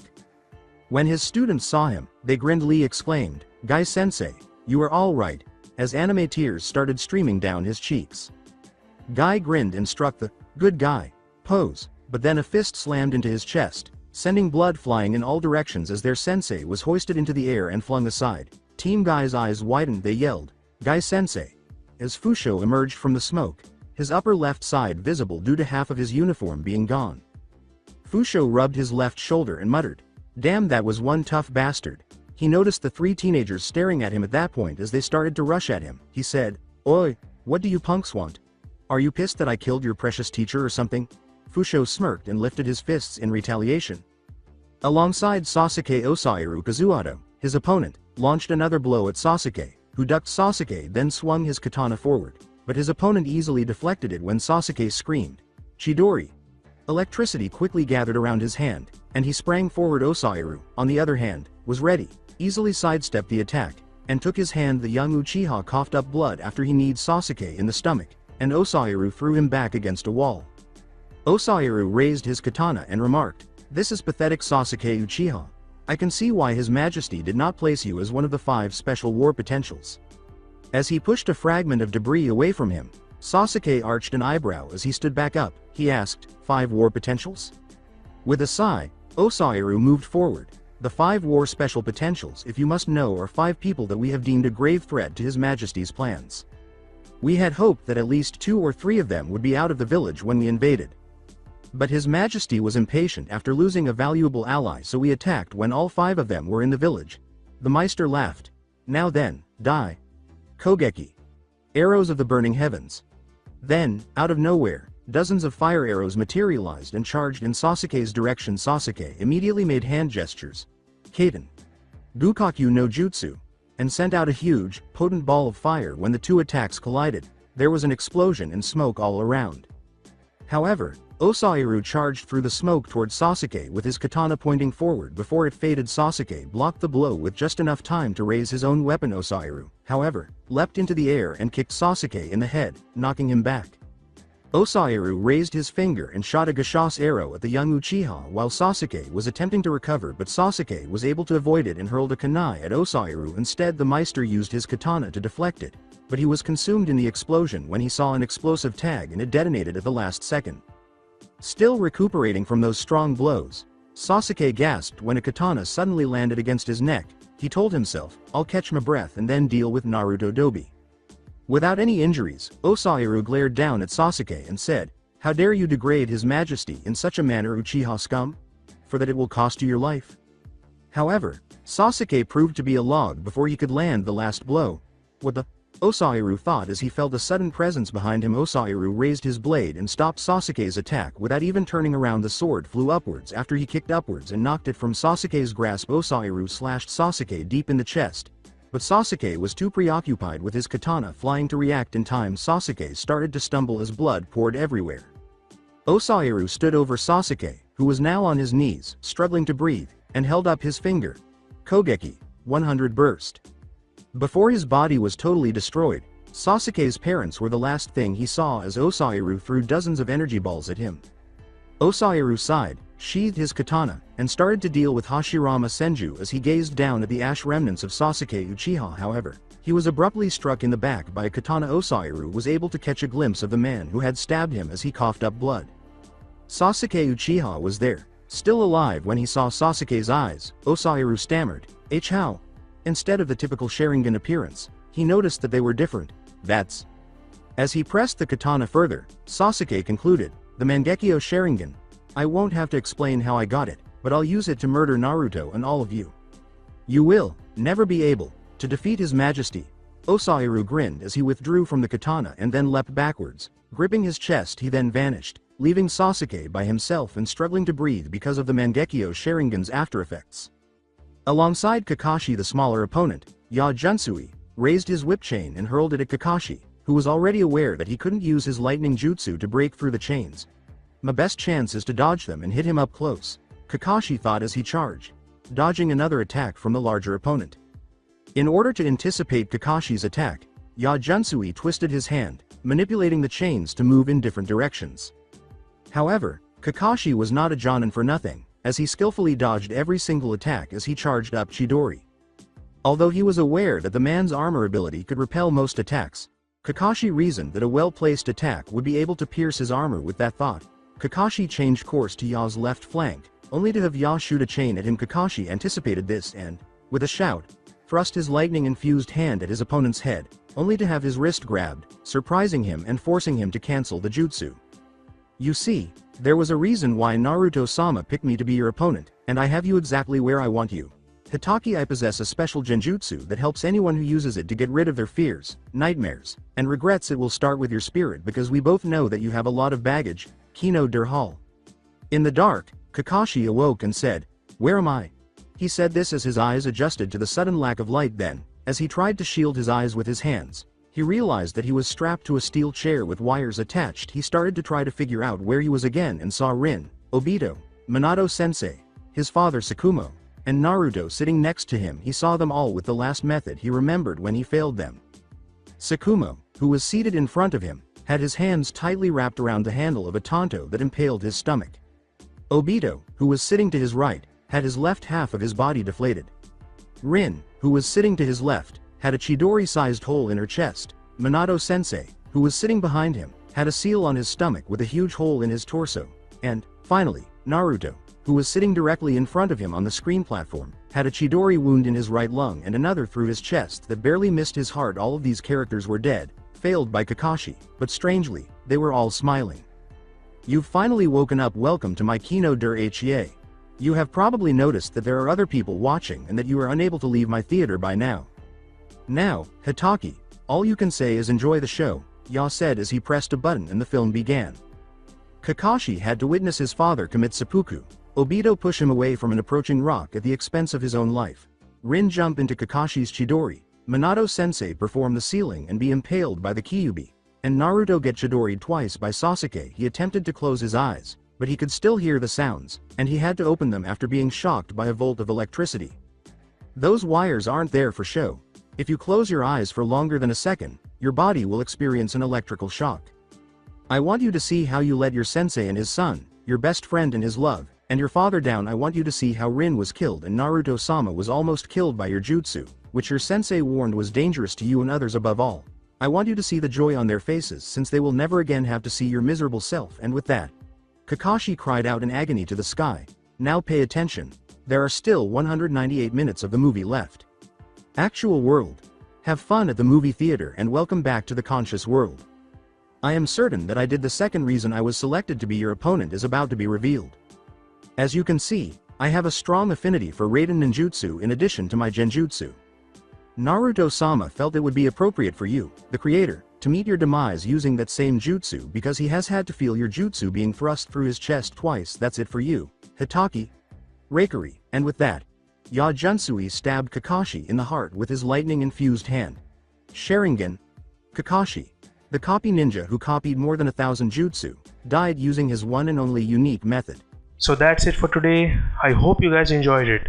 Don't forget to like, share and subscribe to the channel for more awesome stories like this. Thank you. See you all in my next video.